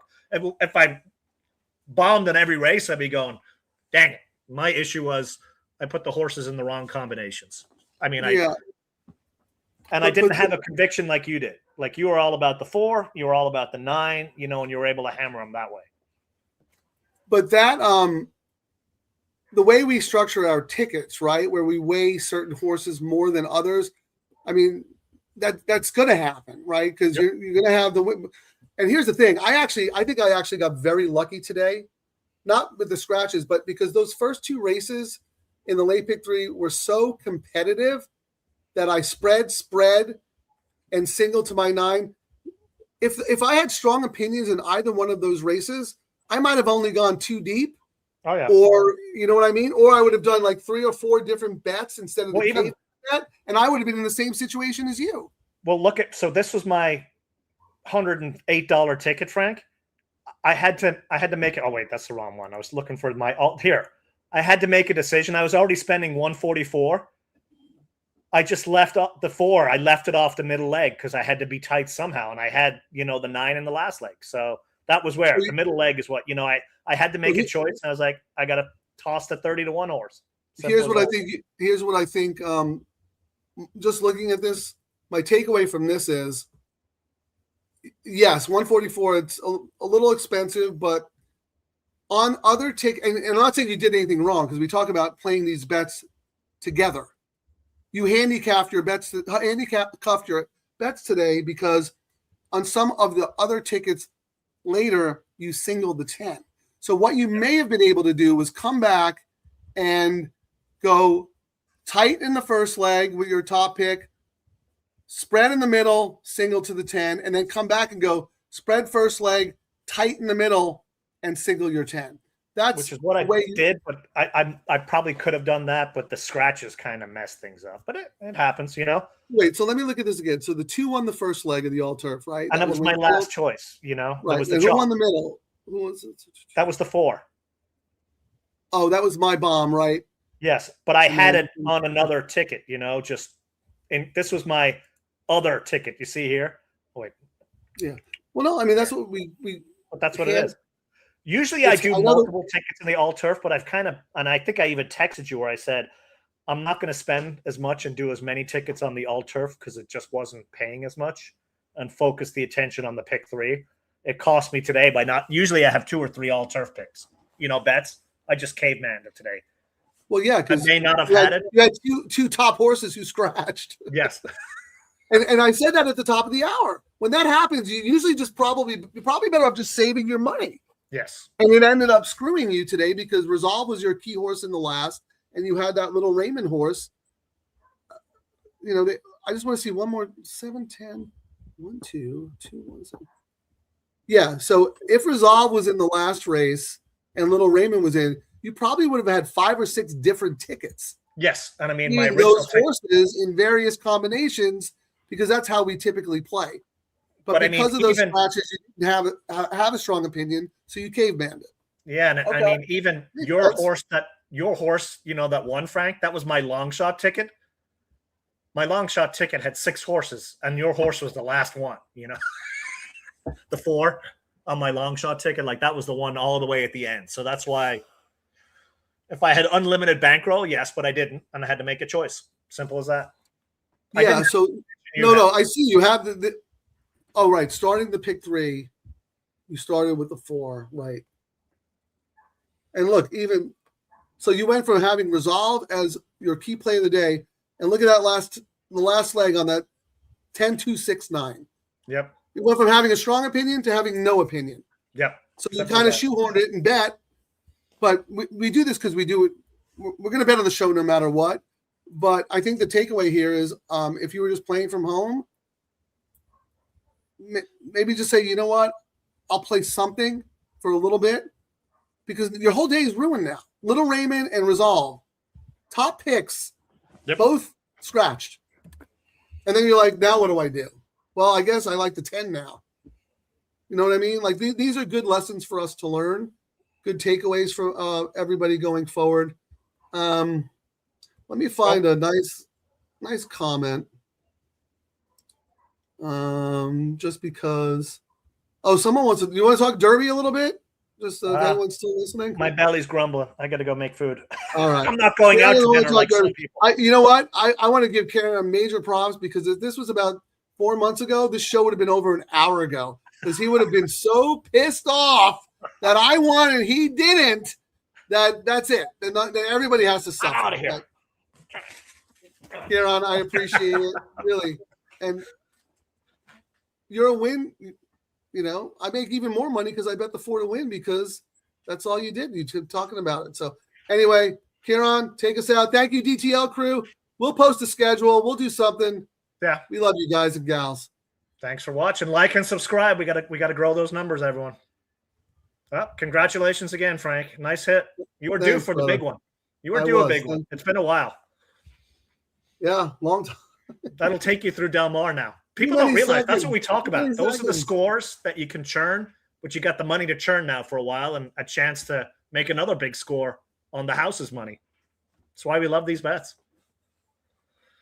And, right. Well, you know what? With all that extra money, maybe we could just start playing Kurt Hoover's bets. We start piggybacking him. What do you think? Larry will tell us who it is. I'm just kidding. All right. Thanks for watching. I love you guys. Anita, wallet already on life support. They hit me with that low takeout, now I'm feeling kinda sport. 15%, bro, that's basically free money. I'm about to turn 11 bucks into a yacht by Monday. Low takeout best, cha-ching. Double trouble, I'm doing this thing, my pocket's doing the running, man. Low takeout best, what? Bookie's crying in the can.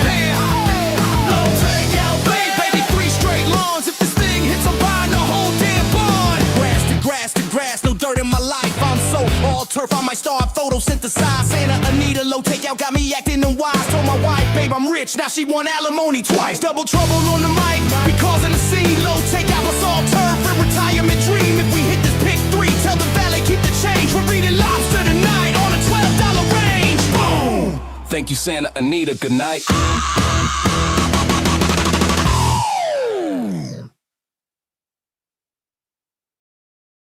Thanks for watching, everyone. Remember to like and subscribe to Double Trouble Live on YouTube. Get out, get up, get paid.